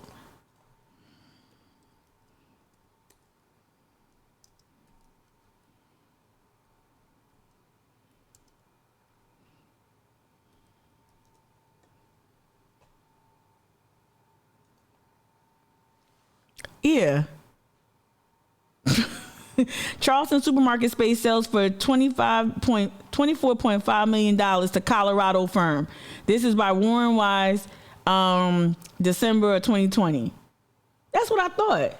A supermarket within the apartment building is not unique, but the lone grocery store of its kind. But the lone grocery store of its kind in Charleston region recently rang up a hefty sales price. A Colorado, see, they be tricking off to anybody, yo. I know Evelyn said I can't call Charleston a whore, and because that disparages for real sex workers. I don't want to do that, but damn, a pimp. Charleston's a pimp. That's what it is. Charleston's a pimp, a bad abusive pimp.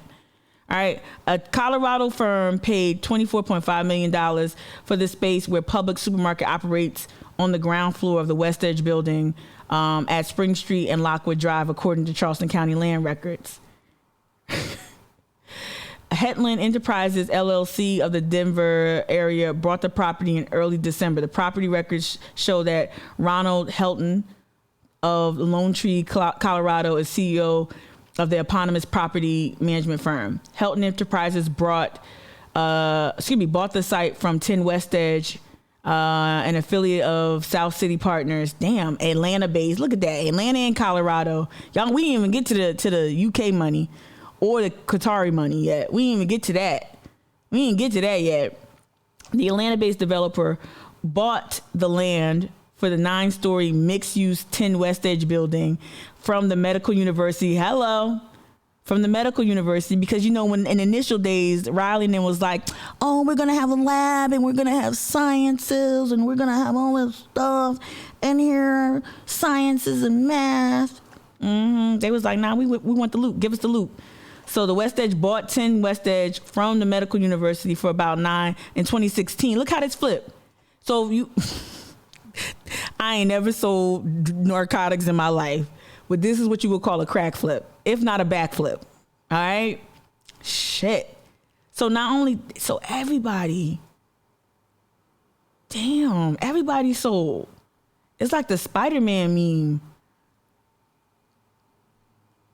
It's like Riley's a Spider-Man, Michael Maher is a Spider-Man, MUSC is a Spider-Man. Like, and they all pointing like who made money, off developing this area, right? Charlie the Brit, you put in the chat, the new West Edge area is weird. They're doing too much with that ridiculous garage. For real, it is weird. But it fits. I guess it fits in, Charlie. I guess it fits in with the vision, the vision they have of Charleston, which is just a bunch of concrete, no character, no charm, no nod to history, no conservation of any green spaces. Right? Let's just exacerbate our issues with flooding. Let's exacerbate, how hard it is to navigate from one end of the. I don't even go downtown during certain times because it's just so hard because of the congestion and the traffic, right? So yeah, it already sold. Look at that. So they already sold it. $24 million fucking dollars. Jesus.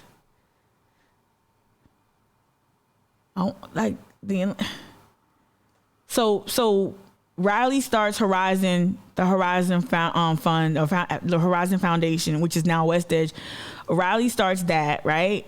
And then he starts that with the medical university, the medical MUSC's foundation. So they start that in initial days with the intent to flip it. So then then here you go with that whole eds and meds. The growing footprint of both MUSC, College of Charleston, eds and meds. So this is part of the strategy too. Like, wow, that's a crack flip. All right, let's go back real quick. Let's finish it up. So yeah, he's touting, hey, yo, we bought a Publix. We ended the food desert. Yeah, we got Jimmy John's, Domino's, and some other stuff over here. But we ended the food desert because we bought a Publix. Then you flip and then the Publix sells to a Colorado firm. Okay.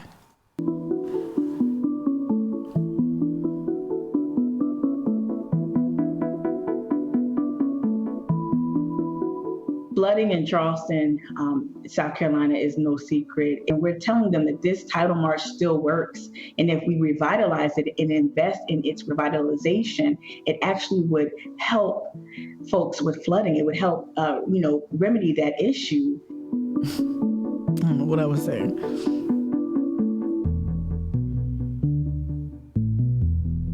Right. Okay. So replacing the salt marsh wetlands with impervious. Shout out to Jessica for the word of the day. What's the word of the day? Impervious. All right.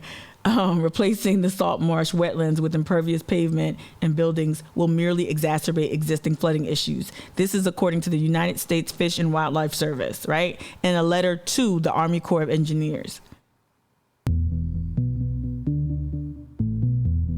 While restoration of the existing salt marsh would help alleviate or minimize the flooding. So they've been saying what we've been saying for the longest. And I want you to understand too, with the organizing efforts of FOGC, Friends of Gadsden Creek, it's not just a bunch of like upset, like eco-driven activists.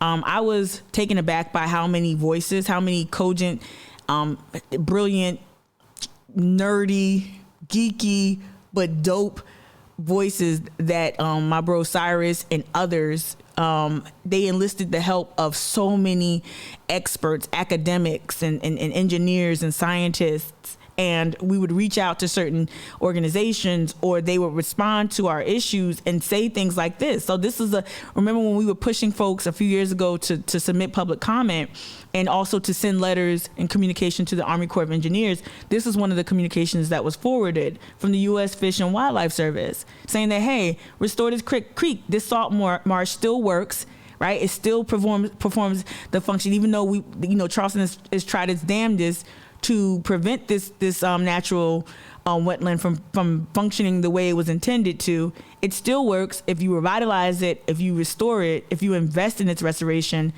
it will help alleviate the flooding, and the funding. We just refuse to listen to common sense.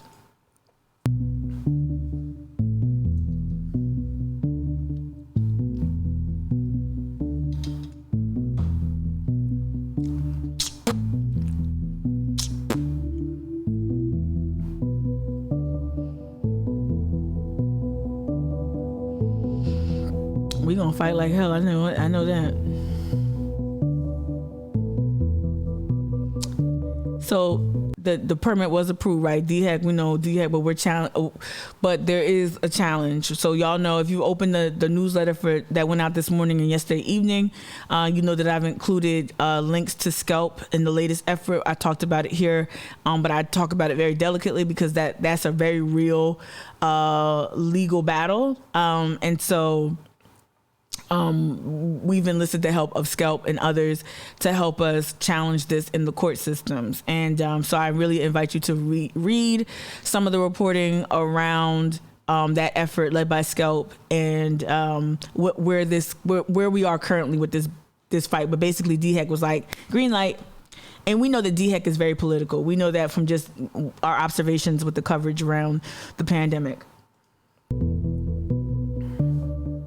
We partnered with the South Carolina Environmental Law Project, who wrote a letter to SC DHEC on behalf of Friends of Gadsden Creek, outlining very clearly how the West Edge permit application is illegal, violating not only local but federal law. And we think this is incredibly important because we now are not only appealing to perhaps the moral ethics of state level regulators or developers, we now have a legal defense to say, really, if this permit goes ahead, we have grounds to make a lawsuit. That's where we at right now. So shout out to Seb. Seb is amazing. Yeah, shout out to Seb. Let me go back to the history. Just shout out to all the FOGC homies that have weighed in on this. Yeah, so I wanted to lift up, before we transition, kind of go back around. I wanted to lift up again the Water Equity podcast that what did I do? I hosted, produced, engineered. Yeah, I did all of it. And PolicyLink was phenomenal in facilitating these interviews and phenomenal in helping me craft the questions.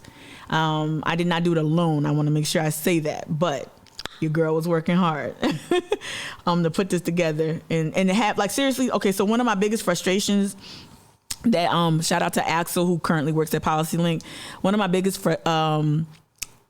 frustrations was like some of the interviews we would schedule and they would fall through, and I would just get frustrated, right? Because at that time I was working a full-time job at Cypress Fund, and so I would try to interview after 6 or on the weekends, and it just kept falling through, and I would get frustrated. And Axel had to kind of like, Meek, he didn't say it like that, but Axel was like, these are amazing people in this space, in this climate justice space, in this environmental justice space, and that's why we want them on the podcast. So the fact that they're hard to get is actually, it shows you how, like, how hard they're working out in the field, on the ground, and also how much of their time probably is being demanded by others. And so once I kind of got that like paradigm shift type of thing, it was like, okay. But anyway, I say all that to say I didn't have any problems with episode 2 at all. So on episode 2, I spoke with Colette Pichon Battle that we saw earlier, talk about the need for green infrastructure versus gray concrete built infrastructure, right? Built environments. So she's on here as well. And also I talked with a scribe called Quest. Actually, this is what I'm gonna do. I'm gonna play a little bit from this. This is a water workshop, and there's a poem that a scribe called Quest, I guess he wrote and performed. I don't know if the poem was called Fluid Tension. I can't remember the poem or the actual thing, but I think it's Fluid Tension. Quest is a notable activist down in New Orleans, in that area, and hopefully I can bring him to the live stream very soon. Yeah, because I think that the work that he's leading or he's part of down there is important. But here's some thoughtful poetry if you're into this. I'm gonna be honest with you. I'm not always into spoken word and poetry. I'm not. I know degree in poli-sci and English creative writing, but sometimes I'm like, my inner gunner. My inner gunner just like poetry. But if a dude writes me poetry, I'd be like, ooh, baby. All right, here we go. Let's get serious.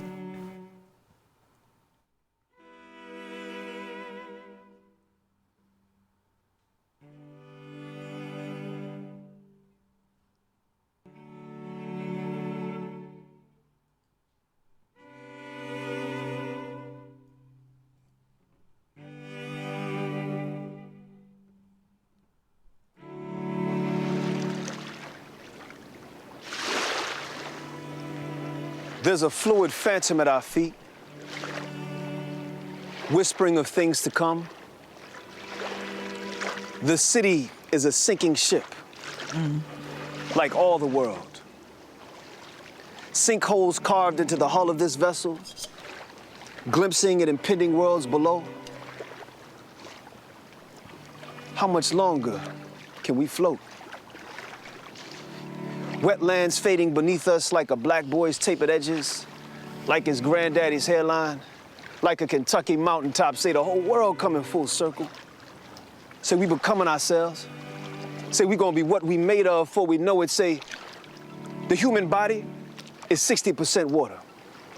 The planet, home to 7 billion human bodies, is 71% water. Say the apple don't fall far from the tree. The plankton don't crawl far from the sea. We, land dwellers, be mostly at home in society's riverine, come hearkening back to our aquatic beginnings like babes to the teat of mommy water that birthed us, gorging ourselves on our very source, and we are what we eat.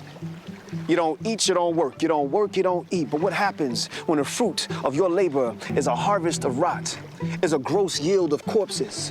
When the land is a body broken at the hands of capitalist greed, and the soil we toil seeps sickness into a river run red with the blood of the living. When the water tries to tell us its story, it chokes on itself. Can't speak beyond the uranium in its lungs, the sewage in its gut.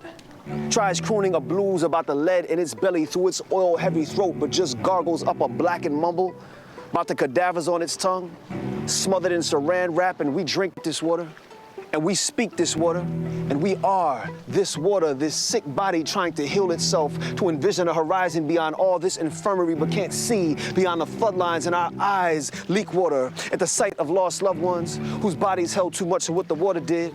Ask the San Juan River about Navajo cancer rates in Arizona. Ask a grandmother in Flint how much working class sweat it take to fill a number 2 pencil. Ask a mother in New Orleans with 3 jobs how many pencils it take to match the lead in her son's brain. Can he bubble in the answers to detest with telekinesis? Ask the asshole of this country what it got to say to the mouth. And through oil-rigged teeth, Louisiana tells Michigan we the same shit, just different toilet and texture. Ask an aquifer in Lake Michigan what its life amount to, and it say, ask Nestle. Nestle say, the water gives freely, but for you, it'll cost. The darker the skin, the higher the premium. Black Lives Matter and such. Ask 10,000 black homes in Detroit the price of they dried up pipelines in a pandemic, at least the cost of our skins, they say. Ask the broken land what the endless sea costs. Gulf Coast say, see my cracked jaw and receding hairline. Florida opens its mouth, a banshee unleashed, all blackened gums and muted screams. 1.4 billion in receipts fall out. Say, see 25,000 sinkholes in 10 years. See 27 purchased politicians dangling from dollar-sign nooses. See the ground pummeled back into its source, the land, a cracked jaw threatening to swallow us whole. Watch it sink like falling stock and employment rates in a depression. Watch sorrow fill the streets, disguised as bravado and rage as the sea rises like a people tired of the weight on their backs, sprouting wings, feathered by the water protecting keepers of this land. The world's on fire, they say. Whisper beneath our feet, say, don't worry. The water's coming. The people too. Ooh, that was chilling. That was chilling. I actually never watched the whole thing. I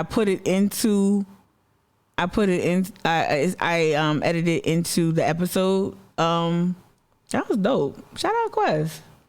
Can y'all tell he was used to be a MC, used to be a lyricist?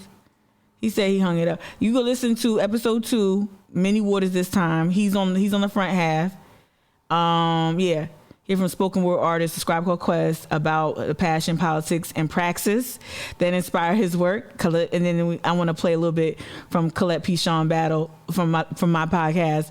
But let's go back to. I love it how like the history don't be right. What the hell? Okay. Wait, what account am I in? Am I in the right account? Let's find. That was dope. Let me see what y'all saying in the chat. You need this as a canvas on your wall, right? It is insane, right? It was good. It was powerful. Yeah, my inner gunner sat down for a second. I get all like, it's just like, I don't know. It's just when I'm weird. I'm an immature person. But no, it really was good and it was moving and stirring. And that's why I wanted to play it, is because there are people like, you know, art can do that. Art can have an impact on an issue that seems like it's all fractions and engineering and math and science. But we oftentimes in this fight, and this is why when I joined FOGC, I was adamant that it can't be about saving this creek. It can't be about hugging trees. I think I said that too.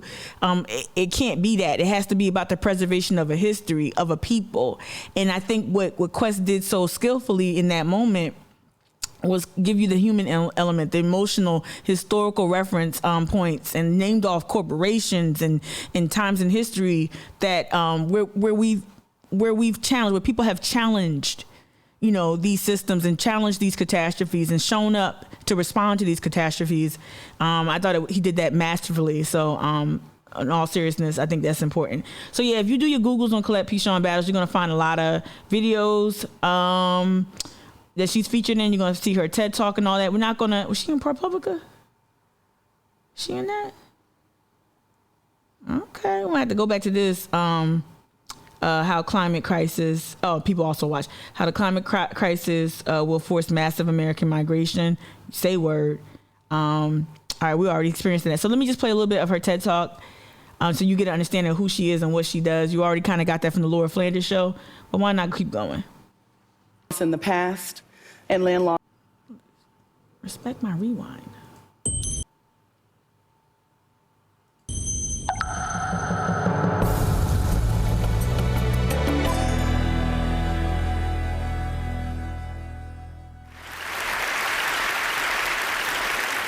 It was about 2 years after her. I want to say this real quick. I just got an email. Shout out Carol Jackson. I've been tough on Carol. Carol, keep coming with information. And I'm gonna parse this out with my homies first before I read it here. But shout out Carol Jackson. I want to say that. I know she said she was watching or listening. I know I've been hard, and that's my job. But I want to say I see your effort. I see your effort, and thank you for the information, Councilwoman Carol Jackson. Hurricane Katrina that I first saw the Louisiana flood maps. These flood maps are used to show land loss in the past and land loss that is to come.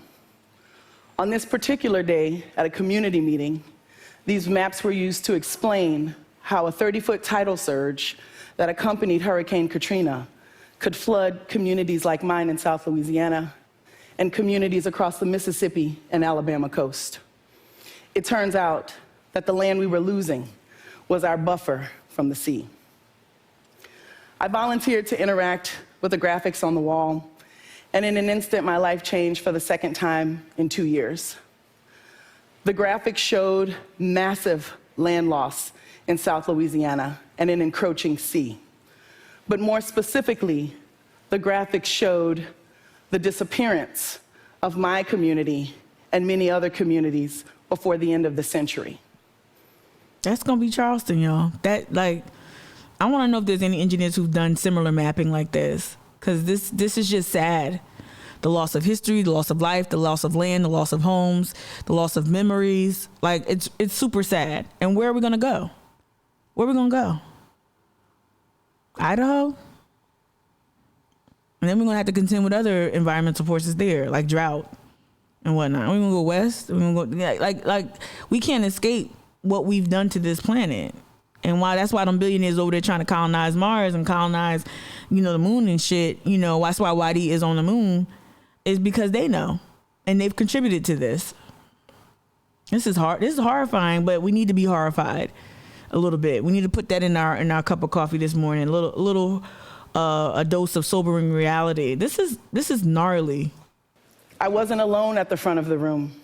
I was standing there with other members of South Louisiana's communities, Black, Native, poor.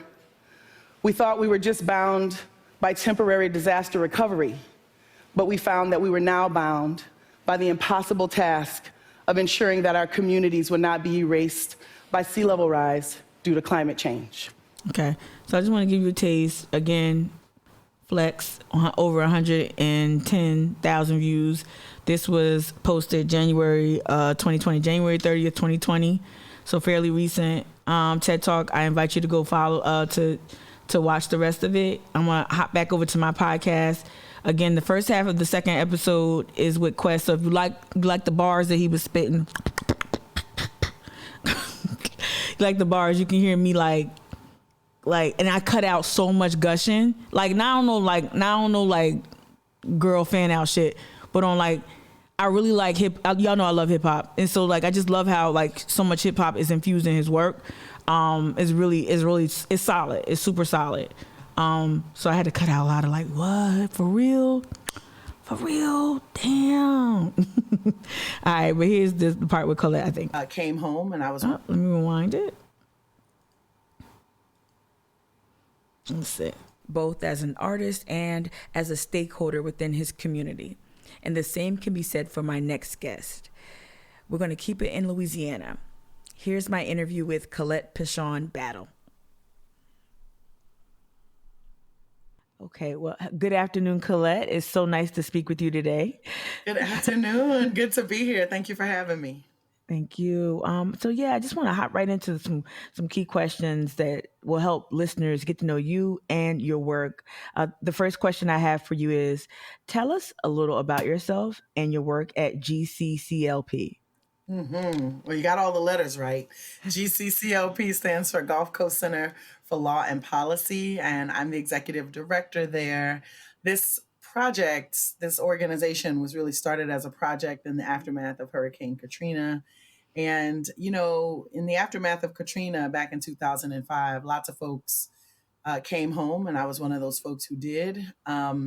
And they began to look at the recovery through whatever their profession or perspective was. And I was a newly minted lawyer at the time, and started looking at disaster recovery through a legal lens, and started a program and now an organization that enters the conversation around climate change through climate disaster, and works specifically with communities of color on the front line of climate change to build structural shifts toward climate justice and ecological equity. So we're literally trying to change the laws, the policies, but also our cultural traditions, our societal norms to actually shift us toward climate justice and ecological equity. So yeah, I got my start.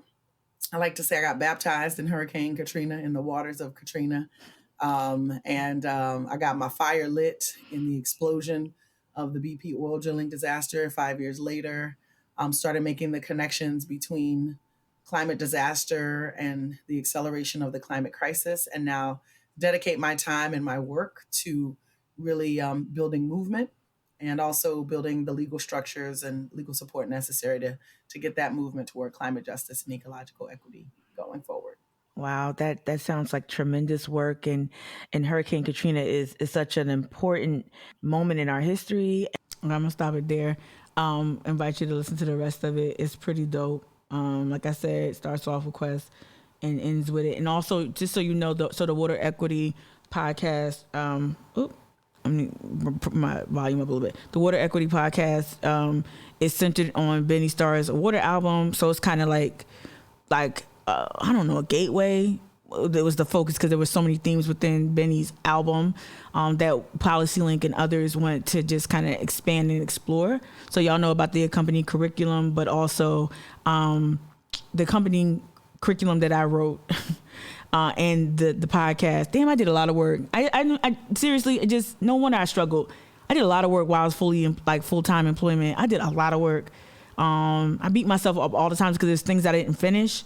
And I'm like, yo, you did the curriculum, you created it. Seriously, I'm not even trying to gloat. I'm just like, damn, I engineered and recorded like more than 4. Y'all, this is 4. I got like 6 more that I just couldn't even finish, or 4 more that I couldn't even finish. But anyway, I lost my train. But yeah, so Benny's album is there. But what I love about it is that we bring in voices like Brian, my friend Brian Walter. Like we bring in voices like Jennifer Singleton. We bring in all these amazing people, activists on the ground who do such amazing work. Black and Indigenous voices specifically. And so I just really think you'll enjoy it. So it starts off with a Water album and like a conversation at Royal American with area students and Benny Starr, and it ends with a Benny Starr song from the album. But you'll also get art. You'll get a lot of things in it that I think are very valuable. If you ever want to just hear how other people in other regions are fighting the climate crisis or meeting this moment, you'll love that. So I'm gonna take a hard turn. I think I pretty much covered what I wanted to cover in terms of gray versus green infrastructure. I think we've become more acquainted with. Oh wait, there's one article I want to show. So we've become more acquainted with Joshua Robinson's work here and throughout the Southeast. His commentary is brilliant. It's excellent. All right.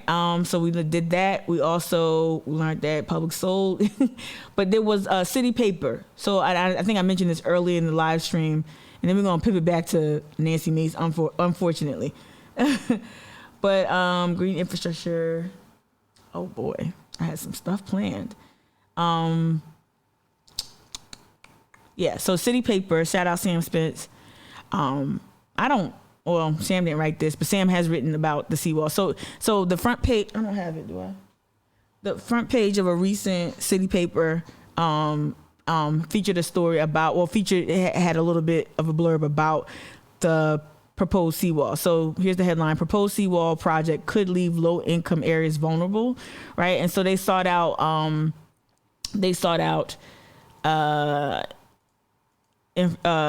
comment from Jason Crowley from the Coastal Conservation League. I'm gonna leave it there. They not FOGC. I'm gonna leave it there. Glad y'all to the table. I'm glad y'all talking about it. Crickets. It was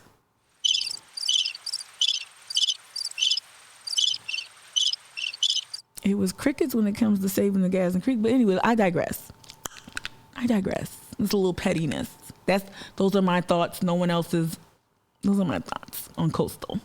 But anyway, a massive $1.75 billion with a B $1 billion project proposed to build a flood wall around a large portion of Charleston Peninsula, protecting wealthy. You know what that wall? That's the other part. You know what that wall is proposed to be, right? Who home you protecting, right? And also too, this is a layman observation that I bounced off a couple of my very, very smart brainiac friends in this field. I'm like, so if the wall's supposed to stop the storm surge, right, at that part of the battery, where the water doesn't just like disappear, right? It doesn't just evaporate. At least not like, right there, water does evaporate, but you get what I'm saying? So if the water is hitting the wall, it gotta go somewhere. If it's not going over, where is it going? And like, I don't know if you picked up on this, but Kate Orff, the young lady that's featured in the New Yorker, she talks about it. I think she mentioned it really good. Like, it creates a different type of energy. So how it was explained to me by Cyrus and Josh was like, the water hits the wall and then it has to, like, that energy has to go somewhere else. And so it goes down to the more vulnerable areas that don't have the seawall protection. And not only does it devastate or whatever natural conditions are there that are still remaining, it also puts those areas in a position where they're more prone to flooding. The water got to go somewhere, right? So yeah, exactly. So like, where's it gonna go? Right? Thank you, Brian. Like, yeah, right.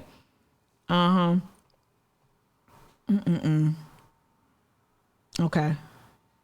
Thank you, B-Man. Like, how am I doing all this? Yeah, I'm doing a lot, doing too much. It's gonna pay off though. It's already paying off. I just needed to pay off some bills. It's already paying off though. Yeah. So this is the other thing. Okay. So this other thing I learned. I'm not going to attribute this to anyone. This other thing I learned too about the seawall, and I'm sure it's in the reporting. So the seawall.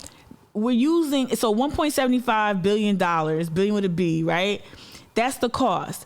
But how it was presented to me is that this is federal money, that the city was like, yo, we got to take this for flood mitigation, so we can look like, remember my key phrase is like, one of the key phrases when we watch city council, when we see legislation being drafted, when we see both Cory Booker and Tim Scott engage in that kabuki bullshit, right? How do you look like you're doing something while doing absolutely nothing?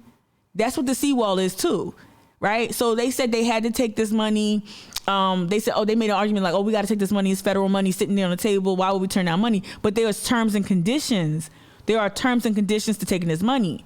And so how it was presented to me was that terms and conditions include maintenance of the fucking seawall.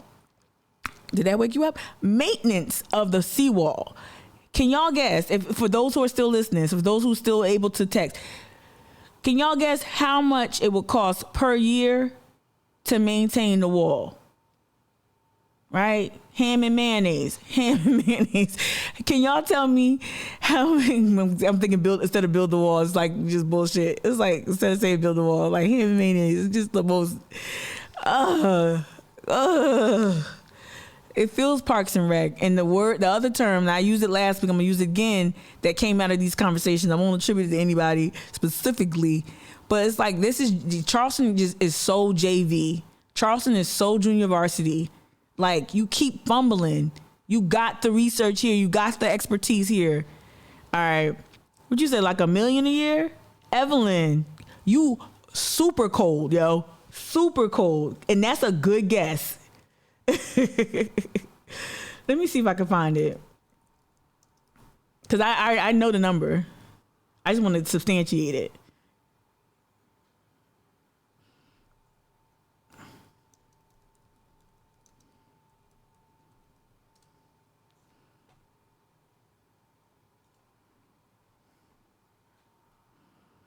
Your questions answered for the updated. Shout out Chloe Johnson. This is September 17th. Your questions answered on the updated $1.1 billion seawall proposed. Right.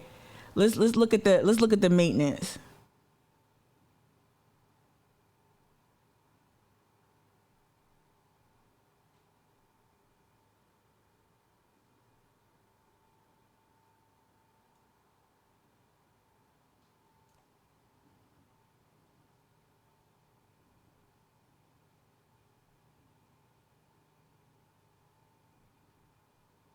I'm trying to find another number.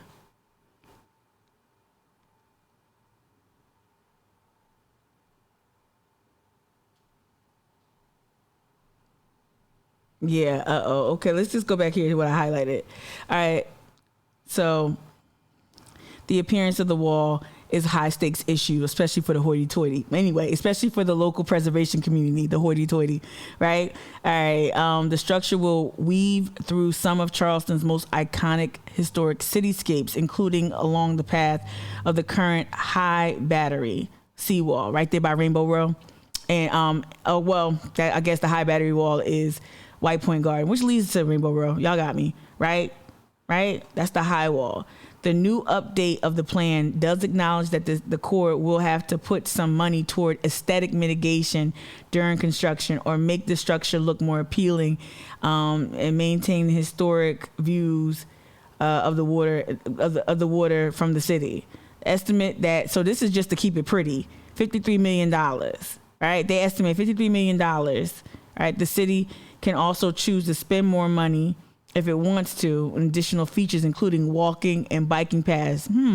So that's one thing. So you have to beautify $53 million. When I'm trying to find a number, so people saying you pulling out your rump. Let me search for the word maintenance in this piece. Get out of here, Ad.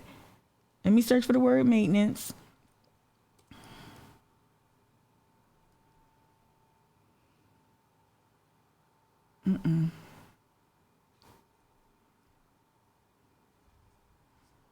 Here you go. So the question is, what will it take for the city to maintain and operate a finished wall? Okay. Operation and maintenance of the wall and as many gates and pumps will be a continuing cost for Charleston and take significant manpower. I repeat, operation and maintenance of the wall and its many gates and pumps, the diesel pumps, the archaic old ass diesel pumps, all right, will be a continuing cost for Charleston and take significant manpower. The annual cost is estimated $3 million. $3 million. Okay?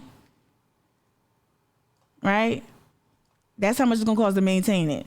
So $53 to make it pretty, $53 million to make it pretty, and $3 million a year to keep up with the maintenance. When you could just invest in some green infrastructure, not just, but when you can really invest and lean into more sustainable, cost-effective measures. Like that's what I was trying to get Amron to kind of nail in with the call in. You can make the argument that some people would say, well, the green infrastructure is not going to solve all the problems. Right. Green infrastructure is not the panacea, but it is that type of thinking, working with nature as opposed to against it. That type of approach will not only is it to me visually it would be better to look at something green versus concrete. Hello, that ugly ass building the tech center downtown in Nomo, right? Charleston's really falling in love with like jagged gray shit, like really some monstrosities and shit. This wall will be one, right? So not only do I think it's aesthetically just more pleasing to have more green, like to revitalize marshlands and to bring, do the oyster shell shit, do the green leafy stuff, do all of that good stuff, right? Not only is that more visually appealing to, and it also brings character, right? But it's also cost effective. In some ways, it's more cost effective. That's crazy, right? They're gonna have to Evelyn's up. What's in your cup? Evelyn is up early, said they're gonna have to reappropriate that Condé Nast budget. You right. Come on, CVB, right? And Brian, you said, yeah, I wonder who they would hire to maintain it. That was what I was thinking when I read like the manpower, right? Probably someone affiliated with West Edge, exactly, right? Yep. So this wall way more expensive than people think. So I think the city's position is like it's free money, ain't nothing free, right? Ain't nothing free, as I would tell my young nieces when they were young. You know what I mean? If he pay you owe, right on the day, if he pay you owe, that's how it will go down. Not all guys, but some, most that I met, he pay you owe. So be careful when they come to collect. And so that's the thing. Like if it's free, it ain't nothing free. Especially in Charleston, ain't shit free. So we're gonna be paying for that wall. And that's what I want to hear. That's shout out to Stephen Bowden, who tried to talk about flooding as part of his platform as he runs for District 10. Right? He's lifting that up, as have many former candidates have done that too. Traffic and flooding. It's just something we need to continue to lift up, and because it's going to cost us so much in the short term and in the long term. All right. So I'm going to button it up there. Charlie the Brit, you said it's so they can squawk more about jobs. Absolutely. You got it. Yep. Just like they said with the Jimmy Johns and the Domino's, we bring in jobs, right? Oh, we brought a Publix in to solve the food desert. Publix sells just like a year later, like, which was the goal the whole time. I don't know what's going to go there either. Another spa? I don't know what the plans are from that Colorado group. I don't know what their plans are. But I'm sure higher ups have been talking about it. All right. So just a reminder, go check out the Water Equity Podcast series. I'm going to start putting it in my newsletter at least once this week. Shout out to Colette Pichon Battle. Make sure you dig into her work, her advocacy on the ground. She's amazing. Let's get back real quick. Check this out. Coastal's in there. Coastal talking right. Let me just say it like this. Coastal talking right. Jason's talking right. You know what I mean? But it has been crickets on, when it comes to environmental justice and mitigation efforts. You know what I mean? I'm saying what I mean. You know what I mean? That's just me. That's the thoughts I'm talking about. The thoughts I'm expressing do not reflect those of FOGC, but of Mika Gadsden, independent, and Charleston Activist Network Media, LLC. All right, so check this out, City Paper. Please support the City Paper if you can. I'd use them more. I think I would reference them more. I need to. I'll figure it out. I don't know why. I'm resistant. I don't know why. Ain't no reason. Sam's gang. All right. Let's go back. Let's go back to Nancy Mace. We're gonna button it up only because I said I would. Okay, we're going around the world. So we're done with infrastructure, green versus gray. If you want more information, hit me up. If you want to know more about what Amron's working on, if you want to know more about the book she referenced, which I already forgot because I didn't type it in the chat like I was supposed to. But like if any more information, or I would just tell you, if you're excited about some of the work that FOGC is leading here, please go to our website. Please go to friendsofgadsdencreek.com. Please go to Friends of Gadsden Creek on Instagram and either DM or email us, and we'll tell you how to engage. We've gotten an influx of people interested in advocating and joining our fight, and so we still want people to engage with their elected public officials and talk about, just like you can just do it. You could just send an email today to whomever is your council person or whomever. Say, hey, I watched Mika's live stream this morning, and I just want you to know that you can advocate for the creek. If you don't know what to say, go to the website. You could just we're giving you permission to grab and borrow from how we frame the issue. grab the Now This video, watch it again, share it with people, lift up the work that's being done. We don't speak on the lawsuit because that's real. That's real in the motherfucking field. We don't talk about the lawsuit. We're going to let Skelp handle that. But if you want to engage and help us fight, you can always do that by heading to the website, heading to Instagram, emailing, DMing us, etc. All right. Hard right turn. And I do mean right. Hard right turn back to Nancy Mace. So we started. I wanted to I was going to do a whole but I'm getting tapped out. It's 10 o'clock. I'm about to beat it. But there's something interesting that happened with Nancy Mace. And this is what I'm saying. This is what I'm not a legend. I'm not a legend. But you got to watch the whole media access thing. For sure, Thomas Novelli and Jennifer Berry Hawes, for sure, were trying to maintain access between themselves and Nancy Mace when they wrote that really fluffy, lighthearted piece about this white woman who was never in danger. And she was there. She was in DC. I'm not taking that away from her. It was a lot going on around her. I'm not saying that, but she was never in any immediate danger while she was in DC during the insurrection.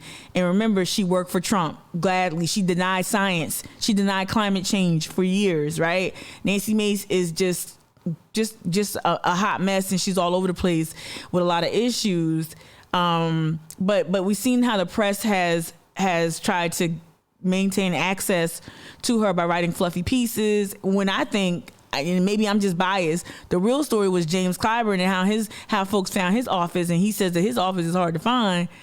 And that's, I want to know about that, because they wasn't trying to come at Nancy Mace, you freshman Republican. They was coming after Democrats. They were coming after Nancy. They were saying gnarly shit about Nancy. So I'm like, Post and Courier, you could have wrote a really good piece about Clyburn and his staff, and all that. But you went over here and you went and talked about this girl's romper and shit like that. And it was just really icky. So I'm saying all that to say that I saw some gnarly shit with the press. I don't know. I might be just too sensitive. But we're gonna work it out real quick, and then I'm gonna bounce. All right. So this rewinded. This is when Nancy discovered that other municipalities, other states, other cities, other major metropolitan areas actually have their own policies in place to help respond to the surge in Delta variant COVID cases. I guess she just discovered that because she might have just got the internet. I'm in New York, and I was just here for the evening. What did Jessica say? She's whispering like she's saying, "The blacks." I'm in New York.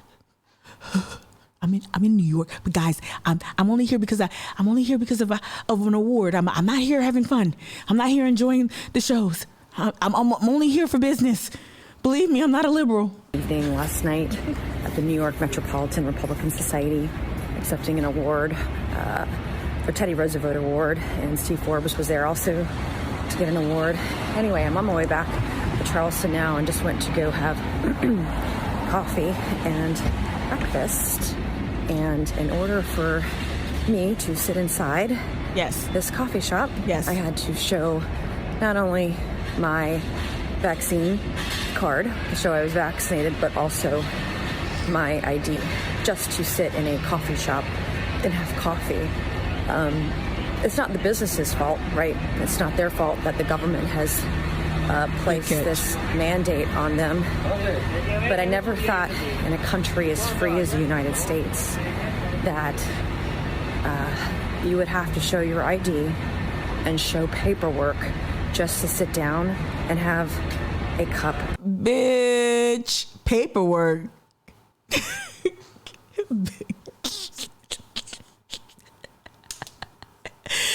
Girl, if you don't sit down and eat your fucking bagel while you up there, if you don't sit down and eat that bagel with that cream cheese and shut the fuck up, paperwork. So she was so amazed. Let's just look at map, COVID-19, country. I think New York Times, everybody got a map, right? Let's just go to the coronavirus world. I don't want world. Let me see if I can drill down the. Yeah, let's the coronavirus world map. Let's just take a look at a map. Map. let's just take a look. All right.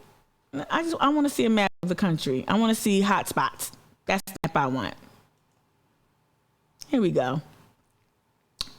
Right. let's just take a look. This is current, so you know we coming out of things. This is really good. It's really good to know, right? But I would argue, and we're a little more red, right? What is it? Let's look at Nancy's. Come over here, Nancy's district. Okay, 59 average cases a day, 26 per 100,000. Let's go down a little bit. Charleston County, 114 cases per day, 28 per 100,000. 14-day trend is going down. That's what's up. Let's see what Berkeley County going down. Let's see where Georgetown County going down. That's great. That's great. Let's go up here to New York. Let's go to New Jersey. Essex County. Oh, they going. I might be hustling backwards. They plateauing. All right. Monmouth County, that's where I'm from. Ocean County. Okay. Well, we ain't got no place to go but down because we was already up as hell. So, okay. New York City. Okay, this is interesting. New York City where Nancy was, right? Bigger city, y'all. So you can't, like, the cases per day, real big, right? You see that dip they had, though, in past 14 days? There was a big dip there. It's a big dip. All right? But I would say that they look a little lighter. Just eyeballing it. It looks a little lighter in the red category. We ain't had no other place to go but up. But down. Because Lord knows we was looking like this over here. We was looking like Wyoming and Montana for a minute, right? So I just say, look at Alaska. God damn it. Oh, Jesus. At least they're going down. All right, yeah. So, yeah. I would say, I guess what I'm trying to say is I think the policies are working. I don't know. Paperwork. Like the paperwork you want people to present at the polls when they vote. That paperwork. Let me look at another map. Let me look at hospitalizations. Oh, let me look at per capita after that. Hospitalizations. Oh, I think this is good. Yep, I'm cherry picking data. Yep, I'm cherry picking data. Hospitalizations. Look at New York, New Jersey. I don't see as many. I don't see the red heat. All right, let's just look at per capita.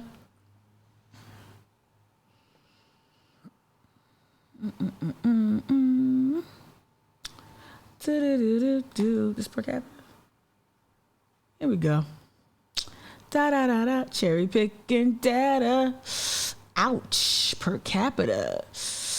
Bloody red. Not happy to see some of my NJ places, my New Jersey place, Ocean County. Get it together. Atlantic County. Monmouth County, how you doing? Monmouth, get it together. Okay, I mean, that one, okay. That one's fair. They're dealing with some per capita bullshit here, up there. But I mean, we could argue. We ain't even got no yellow. We ain't got no yellow over here. All right, I'm gonna stop. All right, so that's that. So the paperwork she said this show is crazy. Girl, go somewhere. Of coffee. Oh, did she blurt it out? Oh, she cursed and she blurted it out. She should just bring her AK-47 and just shoot up the coffee cup, like outside in Central Park. You know what I think about showing proof of vaccination in a coffee shop in New York? She should do a Marjorie Taylor Greene and just shoot up a coffee cup at Central Park. Right? Let me look at some of the responses. So the government shouldn't be mandating having to show ID, huh? I'm sure you're consistent with that. There you go. Voter ID laws come through. I don't know who you are, but come on. All right. OMG, how terrible. But wait, when I go into a store and purchase alcohol, I have to show my ID. When I got to the bank to withdraw money, right, I have to show my ID. In order to go to school, I had to show my ID and my vaccine info. Shout out to the Pratt Institute, right? In the middle of a pandemic. It's not a burden. It's not. Were you denied service, Nancy? When you refuse coffee, that's the scandal, right? So anyway, so that was interesting. So she's, you know, like I think Christian, I don't think it's inappropriate for me to say, like, I think Christian, who I saw the tweet first, Holy City Center, I think he said it best. Let me see if I can find it, because I know he quote tweeted it. Let me see what Paul said. Stay where you are. I called a wambulance. That's funny, Paul. But like Kristen was like, she knows that. She knew what the laws were before you got there. I knew before. I made sure to pack my physical, you know, my not laminated but wrapped in plastic vax card. I brought that with me when I went up north because I knew I'd have to show proof to gain interest, entree into certain places. If they weren't taking your temperature, they were going to ask for your ID card. I mean your vax card. I can't find it. I've been trying to find it. But anyway, like Christian said, like she knew that before she got there. People are having fun with this. But anyway, so I was looking up Nancy Mace on like any news she made that was video, that was accompanied by video, right? So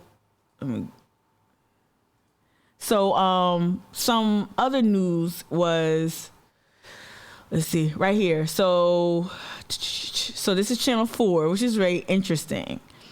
So, but there was how she played herself. Like we talked about it earlier with the UK outlet talking about showing how she was more fixated on how Nancy Mace was more interested in investigating Antifa than she was domestic terrorists, white nationalists, and so on and so forth. And then I saw this. Okay. One local congresswoman says she's trying to get more constituents engaged. Representative Nancy Mace hosted Open Door after 4, where anyone can come into her office. So we all know. I'm not saying this is not newsworthy, but Channel 4 highlighted this, and she put this on her own. This is on Nancy Mace's. This is on her own page, right? So this is what you would call. This is not earned media. I have a suspicion. There's a little like quid pro quo going on in terms of coverage. Remember, Nancy has an impressive comms team. She was bequeathed. What's her name? Liz Cheney's comms team. So that ain't JV, right? So I see this story here. So Representative Nancy Mace honors former WCIV anchor Dean Stevens. We talked about that on the live stream on the House floor. It was interesting that they covered this. All right. Congresswoman Nancy Mace recognized recently retired ABC News anchor. Wow. The Republican representative honored Dean on the House, posted a clip. This is really interesting. Madam Speaker, I rise in recognition of Dean Stevens, a local news anchor who's retiring after 31 years with ABC News 4. Generations of Low Country families have welcomed Dean into their living rooms. My point in bringing this up is I'm not saying that Dean Stevens doesn't deserve recognition, but this is just I don't. Can y'all help me with this before I sign off? Can y'all help me? Like, why would you do this? Like, I don't know. I just don't know what this is about. I grew up with Dean, watching him in the Low Country. His first job with the station was as a weekend sportscaster, and he would eventually become a news anchor. Say it like you feel it. Say it like you mean it. So smooth. I know my delivery be shitty too, but it's because I'm looking at monitors and stuff and all that other stuff. But this sounds like she's really convicted, right, y'all? I grew up with Dean, watching him in the Low Country. His first job with the station was as a weekend sportscaster, and he would eventually become a news anchor. Dean's presence on our televisions will be greatly missed by our community. I wish him well on his much-deserved retirement. I don't get that. It's like a lot of performative shit. Like, so I don't know if Dean responded. I'm sure. I don't know. And remember that, y'all. WCIV is a Sinclair station. I have to say, I know people don't like when I say it. So this is interesting. I'm just looking at now. I'm going to look at all the coverage and see how many hits WCIV does for Nancy Mace, because she's trying to do damage control, given the opposition that has reared up and has decided and announced that they're running against her. So she's got some competition. So we're going to see a lot of stunts. We're going to see a lot of, look at me, daddy. Look at me, daddy.